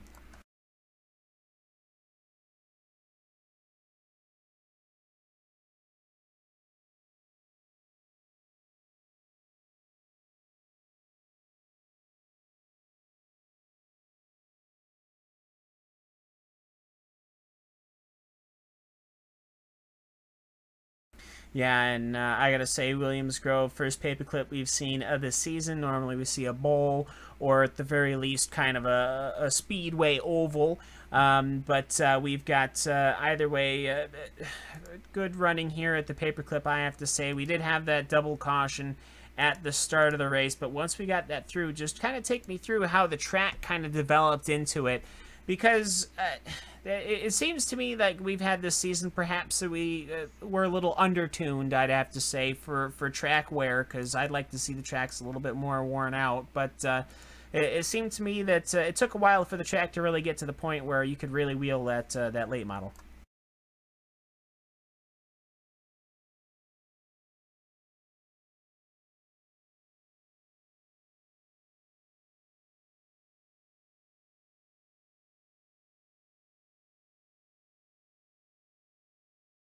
Now, either way, either way, I have to say just a congratulations on the second position. Yes. Cam, listen to your producer. We're having some technical issues right now. They can listen to us. Hugo says he can hear us. You just can't hear him. Right, but you're talking. I know. Either way, I know. I was about to wrap it up. Some technical issues are going on. Sorry about that, guys. Someone needs to learn to listen to the producer. Austin, for some reason, you're not coming through on Hugo's side. We'll see if we can get that sorted. But sorry about that. Hope to see you run strong if you're running the sprint cars, though, Austin. So good luck to that in a few minutes. Cam, why don't you listen? Because, as I was about to say before I was rudely interrupted, as Austin was saying, having the good run, as well as getting the track worn in. But either way, yeah, we'll probably see him in just a few moments' time. But either way, 16 minutes of running here in the late models. We're going to take a quick commercial break here at RaceSpot TV. We will be back with World of Outlaws Craftsman Sprint Cars to run here at Williams Grove. No surprise there. It's an easy trip. We don't have to go very far. We can hit the concession stand and come on back, and we hope you do the same, as we've got World of Outlaws Craftsman Sprint Car Outlaws to run. It is going to be fun. 410 wing sprint cars. We hope you stick with us here at Williams Grove Speedway on the docket for the doubleheader for the second time this season. We'll be right back.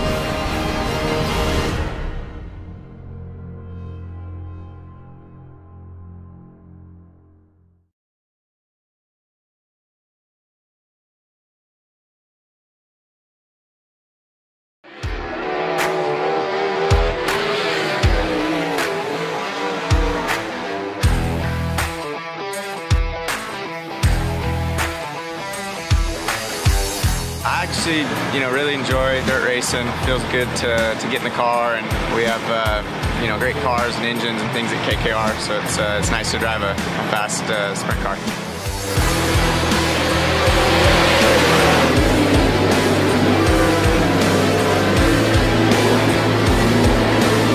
Couple of separate lines developing, three wide action on a turn two. Craig Kinzer, Casey Kane, and Kieran Pittman going at it.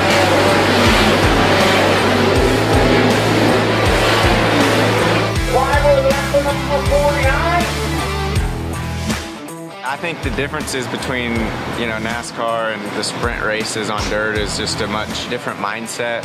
The way you drive your cars, the setup, the feel you're looking for. I think one of the hardest things to tell as a fan is when you're watching a race, whether it's a NASCAR race, a dirt race, is just what's really going on in the car.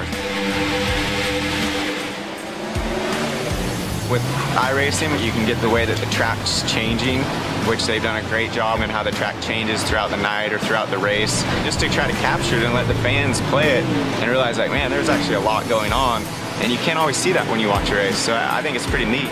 It's enjoyable for me, but at the end of the day, it's actually much of a simulation, and there's a lot of ways that you can learn from that. And early on, it was neat to look at the Cup tracks that I was going to, places that I had never been. So I think it kind of gives you a head start leading into a weekend.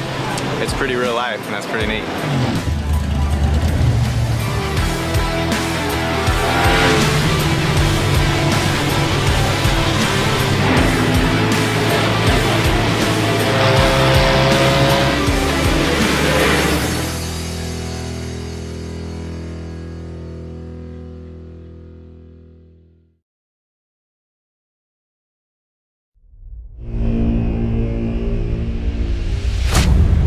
Get ready, going green. Green, green, green.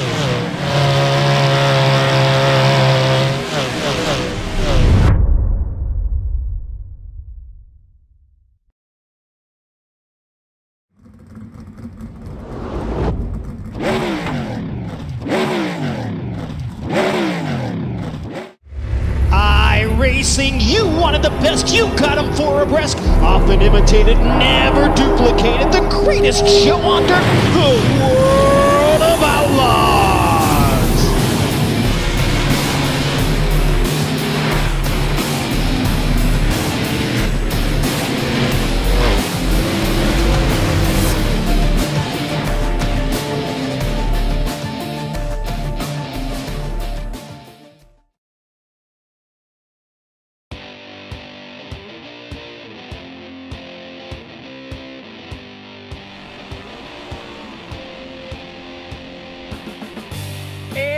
Welcome back. Well, we've turned the lights on, but then we turned the sun on, so that cured most problems, because now we can see everything. We are back at Williams Grove Speedway, and, well, we have rolled out the 410 wing sprint cars. Plenty of time for everyone to get comfortable in their racing machines. We have got yet another time around this Mechanicsburg, Pennsylvania circuit. Of course, I'm Cameron Walsh. That's Randy Chenowth. That's Hugo Louis. Let's see what we can do here. Top of the board as far as practice goes, it's a Selman, Randy, but it is not Austin Selman. It's actually Dylan Selman.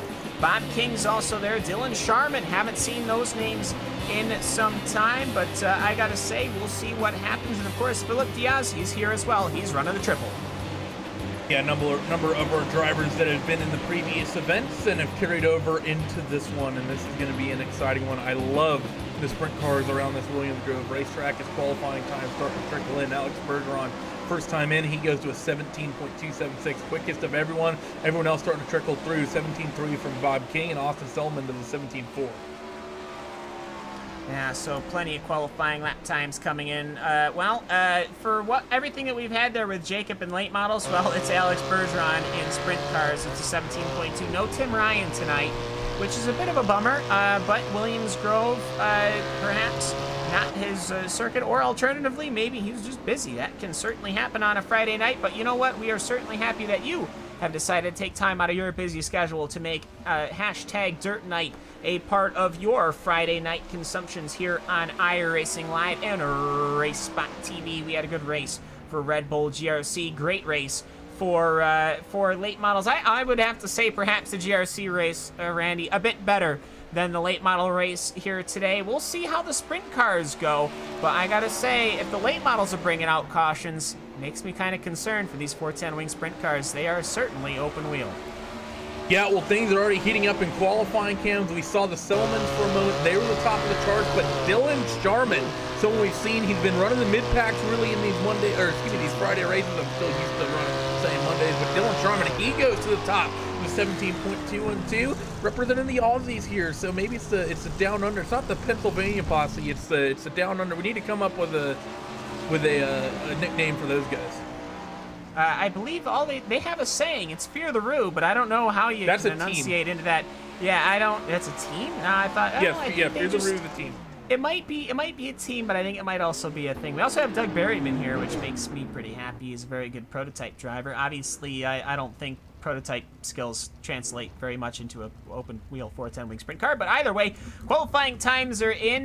Normally I would run through the list, but you know what though, this is the thing that we've got with this new season and this new 2018 season. We ain't got to worry about that because we've got heat racing to sort out all of these positions. 2 heats. Then we are going to have our consolation. I would almost say consolation. We have not seen them, but we will have our finale. So let's take a look at the grid. It's going to be 9 cars in the first grid, and I believe 8 cars in the next one. So let's take a look here at our starting grid for heat number 1 to start us gently into these 410 wing sprint cars. And by gently, I mean it's going to take us by the neck and wrangle us around this William Grove circuit, because there ain't no gentle with an open wheel sprint car. It's Dylan Sharman. He's going to be starting first position. Dylan Silverman, he's going to be starting his outside. Alex Bergeron, Bob King, Trent Gosley, Joe Quinn, Joe Littorello, Ryan Mayer, and Todd Brandt. As far as where people are from, we have got, I think, 4 Australians, and we do have 2 Pennsylvanians. We've got Corey Wenzel and Joel Littorello, as well as Dakota Kuhn. So we have 3. So we've got a couple of guys from the Pennsylvania posse here representing here at Williams Grove. And for those of you outside of the dirt world that might be familiar, the Pennsylvania Posse is a group of drivers. They race these Pennsylvania circuits pretty much every week, week in, week out, and this is probably the only grouped area that can take it to the national guys and take victories from them. But Randy, don't say that. You'll make all the people in Indiana mad.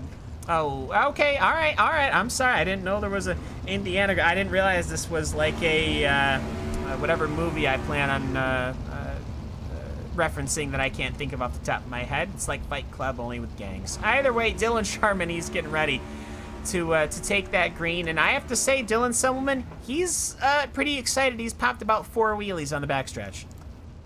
Yeah, Dylan looks pretty anxious to get to this one and take it to Mr. Dylan Sharman here. So it's an all Dylan front row, and interesting spellings of it. One is the normal way to spell it. It's on the pole, and Dylan is the let's say the more liberal usage of the English alphabet for that one, starting on the outside of the front row. But yeah, the Williams Grove 410 sprint cars. It's always. This is really what Williams Grove is known for the big 410 winged cars to run here in the Pennsylvania Posse, like you said. This should be an exciting heat number 1. I'm pretty excited. Bob King was about ready to make this a 3-wide salute, which we are not doing, Mr. King. Slot back in, which he does.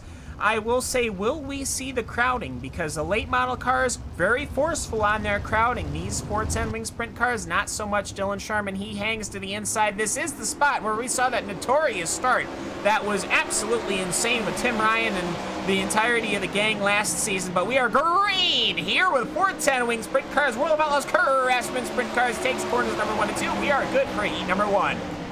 Dylan Sharman has a good, clean breakaway here. It's not a big gap over Dylan Selman and Alex Bergeron, but it's enough to work with here as he comes to the end of lap number 1 around this half-mile racetrack in Mechanicsburg, Pennsylvania, into 1 and 2 for the second time, and second and third still lurking back there, but Sharman seems comfortable in that race lead. He goes to the middle a little bit lower than the drivers behind him through 3 and 4, and it seems to work for him. He stretches out about a car length down the front straight. Yeah, so we've got a good 1, 2, 3 right here. Bob King, he tries the inside line with his very chrome wheels as Alex Bergeron cuts the nose off of him like that. As that number 1 machine looking comfortable. Well, he's tried the inside, he's tried the outside. He is all over the rear of Dylan Silverman, Dylan Sharman, though. However, he seems to have a comfortable lead right now as you have got just your 1, 2. You got 1, then 1, 2, 3. As here comes Bergeron on the inside. Will he slide all the way up the track? It's very easy to do. No, he'll control the car. Everyone else seems spaced out except for this battle. Bergeron taking the fight to that number 4 machine of Dylan Selman is Dylan Sharman. He's probably having flashbacks to his Cadillac days. Dylan was once upon a time one of the aces on this simulator in that Cadillac World Challenge spec car that we have. He won a lot of championships in that, won a lot of prizes from Cadillac, and this is the first time in a while I've seen him leading one of these big events here. I know he's very prominent in the Australian scene, but not seen him bit in one of these international races in a while. The 1 machine of Alex Bergeron, he slides up, pulls the slider on Dylan Selman, and Selman gets to drive back down to the bottom, but very narrow entry for Selman here into 1 and 2 with 2 to go. Bob King, he's gonna bounce. Dylan's gonna fall back to 4th. Everybody taking the opportunistic attacks there. Bob King, that was a great heads-up racing with that number 7 machine. He saw that perhaps Dylan Selman was not going to have an exit that he would have liked, and he dove right on in there, and he does it again. Perhaps he's hooked up, perhaps he's set that car up, and he's almost got the position. He's dragged along now. That number 7 machine looking comfortable on the inside line as the race is going to come to conclusion. Heat number 1, Bob King, he ends up sorting it out. Dylan Sharman, he's going to take the victory. Bob King, on the last lap in the last set of corners, is going to take away position number 2. Alex Bergeron finishes 3rd, Dylan Selman 4th, Joe Quinn 5th, Joe Litterillo in 6th, Trent Gosley will finish 7th, Todd Brand in 8th. And it was Ryan Mayer finishing that out. Grid 2 is starting to set up, but before we get them rolling, Randy, if that was the finale, if that was the finish, that would have been a sensational finish. But thankfully, we've got another 2 races to compete to it. But I gotta say, that's a pretty high bar to set.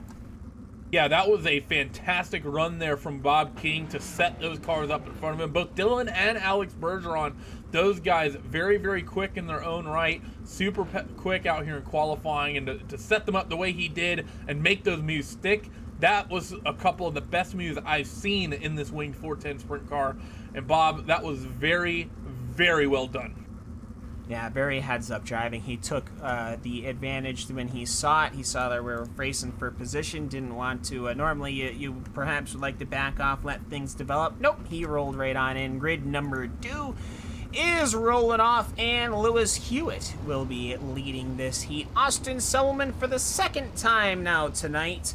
Once in the late models, now again in the sprint cars, will be starting outside for a heat. David Heilman will be starting third. Corey Wenzel in fourth. Philip Diaz, well, he's ran all 3 races. He's going to start in fifth. Doug Berryman will be starting in sixth. Dakota Kuhn, one of the Pennsylvania guys, will be starting in seventh. Josh Phillips will be starting in the 8th position.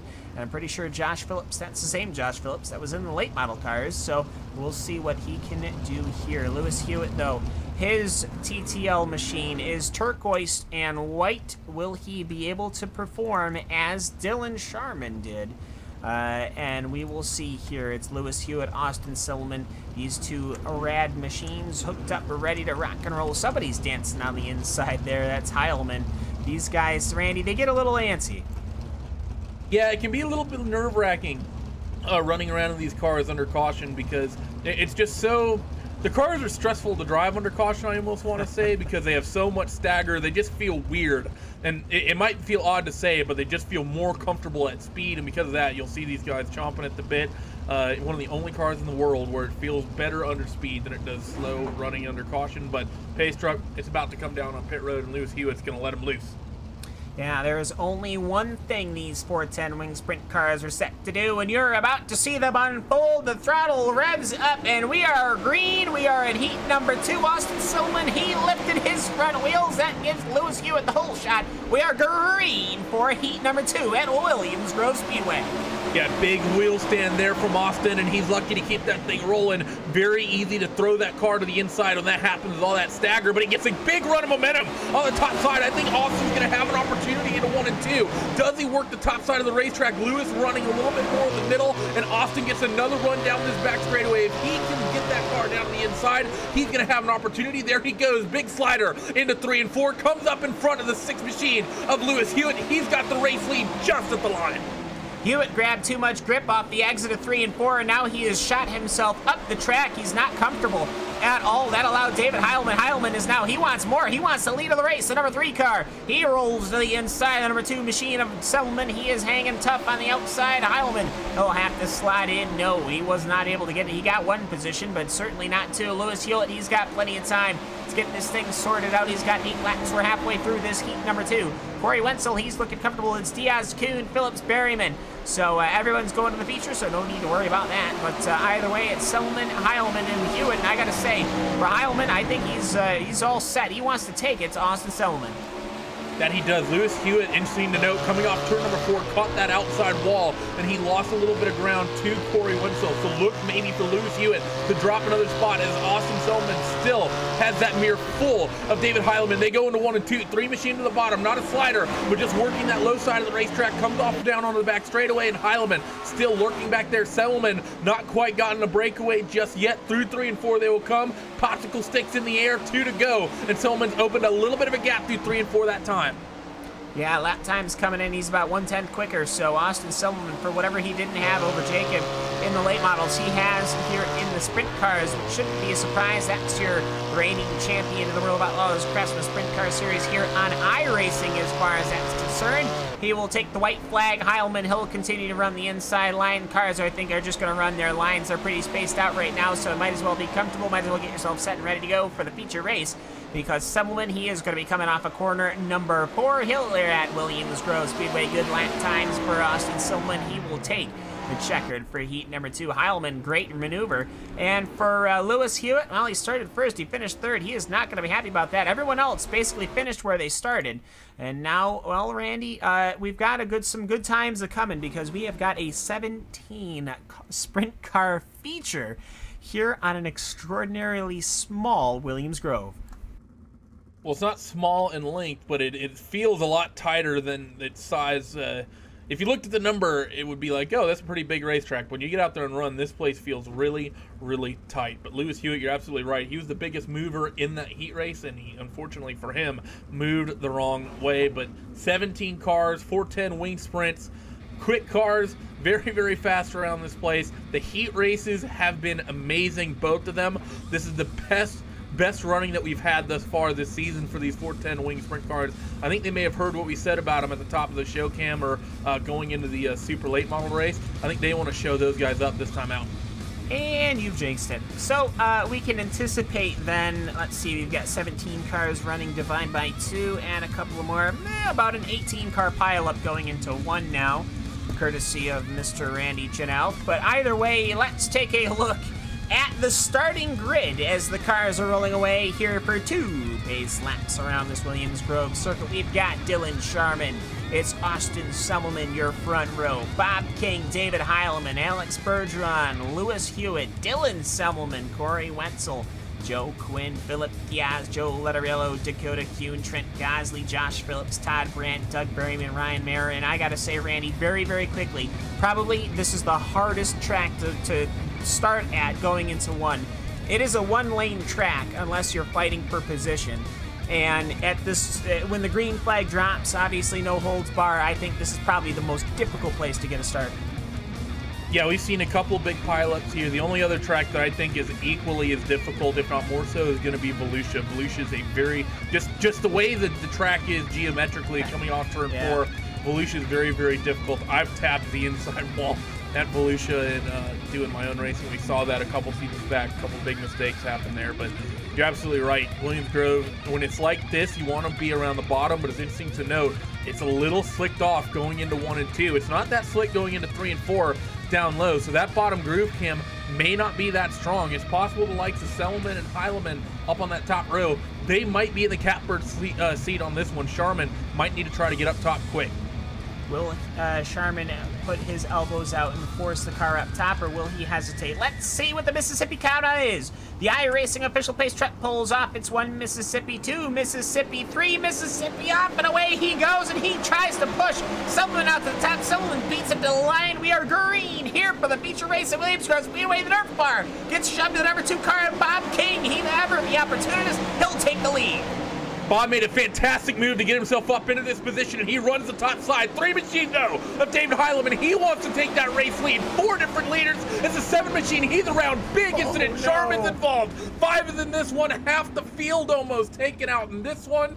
And what was looking to be so amazing, maybe some egos got in the way, people not lifting when they should. We just lost a lot of cars. I started watching the replay before I watched the rest of the rack, partly because I didn't want to. So, all right, basically David Heilman got away with it, and Dylan Sharman, he made contact with Bob King coming off the corner there. And, you know, no joke, I'm not going to, you know, make any... Bob spun like a top. That's the analytical, scientific way to put it. That's the only way you can describe that. The initial contact, I mean, it's pretty debatable, but for whatever it is, Sharman, he ended up taking a spin. Bob King, he discovered what it's entirely like to live the life of a fidget spinner, which I can imagine is not a good one. He got to see what it's like to be Davey Hamilton. Yeah, right. And I honestly, you know what, though? I think we only collected 2 cars. No joke. Out of all of the damage that I thought we were going to have, I think we seriously only collected 2 cars. And there was an incident between Dylan Sharman and Trent Gosley. I want to see if we can get a replay here, because this has probably got to be one of the most laziest incidents I think I have ever seen. Dylan Sharman, he reverses up the track. He starts proceeding forward, and then he just gets punted by the number 14 of Trent Gosley. And I can't really blame Trent, because it's actually very hard to steer going into 1 at Williams Grove. Many a car that has started on the inside row has actually hit the inside pit wall, Randy, but I gotta say, that could have been a lot worse. And it could have been worse, but, you know, he's saying that they're completely fine with how this went, and they're completely, you know, they think everything went great. Mr. David Heileman is a happy camper out there in that race lead. 4th to 1st. Also, Dylan Zillman, he jumps 4 spots. He's in 3rd from 7. Yeah, great run in there. Unfortunately, Dylan Sharman, who was looking so promising, though, he didn't have a good start, but you know that was going to bloom into a massive fire for him. But either way, unfortunate, he's going to be out. The iRacing official pace check looks to the safety pit lane. World of Outlaws Craftsman Sprint Car Series comes to take the green one more time. Lap number 5 of 30, and we will see who takes it, as there's a little bit of bumping and grinding going into quarter number 1, but David Heilman is going to be your leader. David Heilman's away clean. Austin Selman second. Dylan Selman slotted into that 3rd spot. You also have Lewis Hewitt and Alex Bergeron. Those two are the first side-by-side battle, as Alex gets a good run down there on the bottom, trying to work into that 4th spot. Still side-by-side through 1 and 2. The Selman's in front of them, sort of holding each other up. Or not each other up, but those two cars. They got one car slow up in the wall. That was Corey Wenzel. He got into it. Yellow flies. Didn't look like a big contact, but not where Corey would have wanted to be. Boy, I gotta say, they are quick on the trigger with these yellow flags. That machine was stopped for but a hair's breadth, and it was all set and ready to go. I don't think there was any issues at all with that machine. We did not need to throw that yellow flag. Normally, I have to say, Randy, actually, they are pretty late with the yellow flag. We can normally have a car have an entire wreck and manage to pull their machine off the track. We won't pull a yellow yet. We'll pull a yellow for that, though. Perhaps it's just because of how Williams Grove goes as a track instead of a bowl, I'm not sure. But for David Heilman, well, the stress comes up a little bit. He had a 6/10 of a second lead. Now, well, that's all gone. Yeah, it's all gone, and we're going to be restacking this field up once again. And it's been a physical one, Kim. The heats were really good, and this feature has shown that there's a lot of quick guys in this field. I think there's about 4 drivers still running that can win this race, and we've lost a couple of them as well along the way. So it's a very, very competitive night tonight here in the World of Outlaws Sprint Cars. Hopefully we can get this last 20 or so laps going under green, because if we do, my oh my, it'll be a good one. My question to the jury is, has David Heilman won a top split broadcast race here on RaceSpot TV, iRacing Live? Has Dylan Selman won? I gotta ask that question as well, because in your top 4, well, we've got David Heilman, Austin Selman, Dylan Selman, then Alex Bergeron, Lewis Hewitt. I'll give you the top 5. As lights go out on the pace truck, we are going to go green next time by. We are on lap 10 of 30 to 20 laps to go. Heilman, he's revved the engine up. Bergeron, he's hovering up on that top side. He's lurking. He wants to get... Now, this is the track that we had starting malarkey. And I do mean starting malarkey. Probably, I have to admit, one of the worst green flag starts I have ever seen to finish a race. Hopefully, we will not have that. David Heilman, he slowly builds the revs. He waits, gives it a good 2 Mississippi count, I'll call it. That number 3 machine, he takes off. Austin Selman does not have the start that he had that last time. And we are green once again here for the World of Outlaws Craftsman Sprint Car Series. David's got a nice clean jump here with a little bit of a gap over Austin Selman. That's what he would have wanted. The 4 machine of Dylan, he's fighting with Alex Bergeron for that 3rd spot, 2, 3, and 4. Alex, top side, reigns supreme as they work into 1 and 2. The 1, very aggressive down to the bottom, takes that away from Dylan to maybe take that move away, but he's going to fight with Austin, the brother, through corner number 2 and into 3 and 4. The 1 machine, he looks hooked up down low. Yeah, will he make that number 1 machine comfortable? It looks pretty already. Slots in behind Austin Selman, but it is only for a moment's time, as he will give the brake a little bit of a tap. Perhaps, I'm not sure, but it looks to me like he actually has the car hooked up enough to where he was able to make the position. He didn't even have to force it. He'll hang the outside line just to take the overspeed from Austin Selman, and he's going to take that inside line again. I'm telling you right now, going down the start-finish line, will he? No, he will not. Austin Selman tries to hook up. Dylan Selman launched the car to the outside. David Heilman, he has checked out. I just checked the point standings. It is Alex Bergeron, Austin Selman, and David Heilman. That is 1, 2, 3 for your point standings, and there's like 30 points between all 3 of them. So really, your top 3 right now in the overall point standing is running in your top 4. Randy, that is good running. We are halfway through this feature race. 15 down, 15 to go as David Heilman, he's opened up a 1-second lead over Alex Bergeron. Austin and Dylan Selman, they fight wheel to wheel. The brothers really duking it out here. Meanwhile, Lewis Hewitt lurking in the background in that turquoise and white TTL machine through 1 and 2 here. Now officially in the second half of this motor race, in towards 3 and 4. 3 cars all scrapping it out for the final podium spot. Alex Bergeron, he's sort of comfortable in his own little island right now. Yeah, so right now it's David Heilman, and the track is falling apart. There's no other way to say it. The amount of off throttle I'm hearing on these machines, it's almost like the engine's cutting on the entry to the corner on David Heilman's number 3 machine. He has got a 1.3 second lead over Alex Bergeron, and that has not changed over the last lap. Bergeron, he's running at the very high side, the very top of the cushion. And then you've got 2.4 seconds to Dylan Selman. Then you've got Austin Selman and Lewis Hewitt are pretty close. And if you're Lewis Hewitt, well, I mean, you got to start wondering perhaps when he can start working through the field right now. But either way, good battle going on between a couple of cars. It's the number 17 and the 12 machine. A little bit further back, that's Doug Berryman and Dakota Kuhn. These guys are having a very good scrap. You also have Josh Phillips involved in this one. Slow car. That's Ryan Meyer down the back straightaway. He's going to come to a stop. No, he's going to bounce off the inside wall and keep going. But Ryan Meyer, he threaded a needle getting down to that inside wall. Almost got caught up in that incident. Well, almost caused an incident, rather. But my, oh my, we're lucky to keep running. It's keeping track of the lap times. Bergeron, he's been looking up and down the racetrack cam for speed. He's looked high, he's looked low. But David Heilman, he's still stretching out. Then again, that time by, a 10th went Alex's way.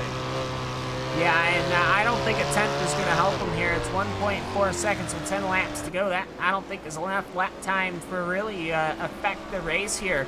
So either way, that car, Ryan Meyer, has retired. So he's gotten off, but I gotta say, we've got some good battle in here going on between Lewis Hewitt and Austin Selman. He's trying to cover his his position. He started in 2nd. He's now finding himself in the 4th position. Will Lewis Hewitt do a little bit of an outside bump for Austin Selman? They'll go wheel to wheel, as this Williams Grove circuit is so easy to hit that outside wall. I can tell you, I've done it a lot of times. But Lewis Hewitt, though, he is trying to find in the dink in the armor that he can really get through. Where can Lewis Hewitt put his 410 wing sprint car to where he can actually make the pass? Not sure. We've got some 6 laps to go. Still very tight between these two, as Austin still trying to hold off Lewis Hewitt. But after what happened to Dylan, you know that Lewis wants to snag another spot just for those Australian bragging rights here as they work themselves now down on towards this front straightaway. Only a handful of laps left in this one here tonight. Into 1 and 2 they come. Both drivers work the top side of the racetrack and pretty much mirroring each other. Cam, a little bit of speed. I think Lewis is slightly quicker, but I don't know if he's got enough speed to make the move. And that inside line has really gone away the last handful of laps. Everyone pretty much running up around the top right now, except for David Heilman, interestingly enough. He's running the middle, but I don't know if the dirt is good and clean down there for Lewis. Well, Heilman, I've been following his lap time. He's running the immediate inside line. It was an 18.1, and Alex Bergeron ran a 17.9. So, I mean, it just interesting to see how Heilman is just continuing to run that inside line where Bergeron is starting to catch up. It's now almost down to 1 second now with only 3 laps to go. I don't think that's enough time, as it is down to 1 second flat, but either way, you've still got some battling going on here. I have to say, I think between it was the cars of Philip Diaz and Joe Quinn, but even they've managed to separate themselves out. So, Randy, we're at that time of the race where everybody has managed to at least separate themselves out a couple car lengths. Yeah, we've had a long enough run where these guys have gotten themselves somewhat sorted. And you're right, Cam. David's been sort of struggling down there around the bottom. I think he just feels comfortable down there, though, through 3 and 4. It was 0.3 of a second disadvantage last time through. Again, David goes low. White flag flies, and Alex made up ground that time through as well. It's down to half a second just like that over the last 3 laps. I think Heilman, no matter what, he knows he's got this covered. He is not concerned in the least. He just wanted to get his car to the line. That is exactly what's going to happen. He actually loses off the corner. He loses off the corner. I don't think he had enough fuel to finish the race. Alex Bergeron, he's going to take it. He is going to steal it. He's robbed it. And Dylan Selman will finish in 2nd position. Austin Selman will finish in 3rd. Lewis Hewitt will finish in 5th. The car is rolling across David Heilman. He'll come home in 4th position. What happened to that machine? Did he not have enough fuel? But there was enough cautions. How many cautions was he planning for? Oh my goodness me, that is crazy, Randy. We've seen this a couple times in these cars, and it's caused a little bit of controversy. I think, David, it's a strategy that a lot of people do, that you want to have these sprint cars as light as you can, and some people, they really like to gamble. They like to all in on green and say, I know I'm going to have cautions to work with. I know I'm going to be able to make it to the end. And for David Heilemann, that little gamble just cost him a win, and instead of coming home with a big victory, within about 200 yards of start finish, he ends up in 4th. And to me, that is just, to me, it's nuts, because we had, what, 2-3 cautions? I could have swore we had at least 2 cautions. Maybe we only had the 1. No, we had 2, I believe. But either way, I gotta say, that is just, that's pretty crazy to me. Either way, let's take a look at the official finishing results here for the World of Outlaws Craftsman Sprint Car Series. They ran here at Mechanicsburg, PA. They turned on the big light bulbs. We were under the daylight sun.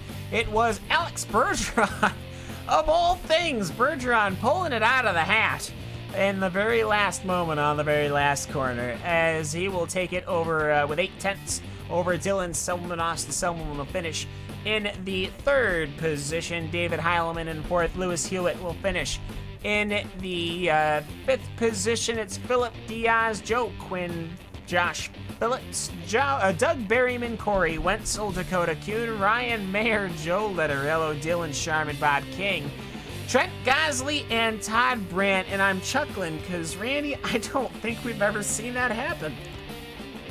We know that in big 410 wing sprint cars, fuel is always an issue. When they run the big races at places like Eldora and Williams Grove, because in the real world, of course, the cautions don't count. It's not uncommon for the big 35, 40 lap features for the cars to have to get refueled. At Knoxville, they generally do a comp yellow about midway. They also do it for the Kings Royal, generally about after 20 laps of racing. They bring the cars down and they refill them up with gas. So fuel, always a concern in these sorts of cars, and it's something that I've seen a lot of, Cam. A lot of these guys, they like to push it right to the upper limit on their fuel count. You know, expecting yellows, they want to be as light as they possibly can. And I think the risk really isn't worth it. And I think David Heilemann, he just found out. I have never thought that the risk is worth it. It's what, 8 pounds for a gallon of fuel? It can't be worth that much. Either way, we have got Alex Bergeron, and we have got Austin Selman again, take 2. We'll see if maybe, hopefully that works. But either way, we have got Alex Bergeron. Alex, first of all, I guess I gotta say congratulations, because, well, you've managed to take the victory here at Williams Grove. Yeah, I did. I'm kind of surprised, but I saw David was fast, so I was gonna put the pressure on him and run as fast as I could on the top side, and I was digging on the top side. I was really quick, and I saw he was running the bottom, so I thought he was gonna run out of fuel, and which he did. So you know, last corner, you know, racing stuff. Well, hanging in it. I mean, didn't give up at all. And I gotta say, Williams Grove, it's a little bit weird. We were under the daylight sun. I'm not a big fan of that, but either way, Williams Grove, it delivers kind of again. We had a couple of caution at the start there. It didn't really get that well. We had, I think it was 2 cautions. And at the end of the day, though, once those cautions got out of the way, we had an absolutely fantastic race here at Williams Grove. Perhaps the track is not is set as far as we would like it as far as wear usage goes, but you know what, between the heats and the feature, I have to say overall good day for you. Yeah, in qualifying, that was not my best effort in qualifying, and you know, I went to the heat and tried to do my best. Good race with Bob and Dylan for second place, but the first couple of laps in the race, I was lucky not to get involved in anything, because maybe it would have been different in the race, but you know, it went good for me, and that was good. So the top side was pretty good on the top, like it was just the cushion was there, and so good racing. Me and David, I mean, I was catching him, so I was in it though. It was very good. Yeah, and you did run the late models, but you know what? It took the victory here and the 410 wing sprint cars. Anyone you would like to give a shout out to, a hello to, a happy new year to? Of course, this is the first race of 2018. But either way, the floor is yours. Congratulations on your feature win. Yeah, thank you. Like, good year for you guys. Like, happy new year, and thanks for broadcasting. It's always fun to see the broadcast every week. And I would like thanks to the Drill Spill and Ashton Crowder for the sponsorship and or sponsorships my oval team. So thank you for them. Thanks to Myro, Team VLR for the team, and as always for you guys to broadcast, and for Austin finishing second late model and third tonight. So good job to him as well. And we are happy to report that, in fact, the all-blue machine has been traded in for the all-black machine. So, yes, your new paint scheme did make the broadcast. So, Alex, thank you so very much for hopping on the booth. We will see you in 1 week's time. Thank you. So, with that, we are going to try something. Randy, are you ready? Sure. All right, we're going to get Austin Sullivan in here, and we're going to see if by the power and the magic of this TeamSpeak server, if we can hear him. Hello, Austin. First off, we have to do the check. Is everything good? Say hello. Hey, what's up? All right, we'll see if... Okay, Hugo's happy he could hear him. We're going to redo the late model. No, we're not. Anyways, all right, with that, Randy, the floor is yours. You are standing by with our third-place finisher of Austin Sullivan. Yeah, I'm stood by with Austin. Austin, what a physical night of racing for you. The late model race there's a lot of beating and banging there, and then you come in this one, and there's a lot of contact. You're involved with this one. How's worn out are you after tonight? A lot of physical motorsports here in the World of Outlaw. Both aspects of it here around Mechanicsburg, Pennsylvania's Williams Grove. No, it started in the first turn for me. I had a good start and got run into the fence, and then and then when they tangled on the front stretch there, and I went underneath Bob King, it tore off my whole front end. So I was just hanging on to the end. I had nothing after lap 1, so pretty frustrating because I felt like I had a car to win, but you know, that's how it goes lately for me. There are a number of you that definitely had cars to win. Bob was definitely someone who had a car to win, and also one of the people who got caught up in that incident you speak of, Dylan Sharman. He definitely had a car that could have won tonight. So unfortunately, that big incident early took out a couple of very competitive names. But you were one of the drivers that did both of the races tonight, both the late model and the sprint car. You were of everyone, you did the best. Across both. A couple of people may have did better in one or the other, but you were definitely the best average for sure. What is the what's sort of the differences in terms of approach between those two cars here? They're completely different. You know, the two cars aren't anywhere like one another except for the fact they have 4 tires and a motor. What are the differences you have to take though in driving them around a place like Williams Grove?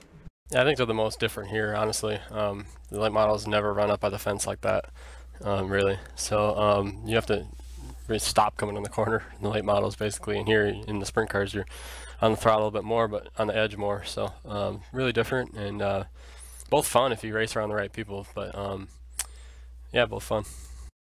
Now, we've seen these sprint cars go to Lanier in the past, the shortest track currently until we get some of the other tracks that we know are coming, the likes of Limaland, Kokomo, and eventually the Chili Bowl, but we have not seen that big super late model around Lanier that it's a very, very big car, and it's, like it just said, the smallest track we currently have on the sim.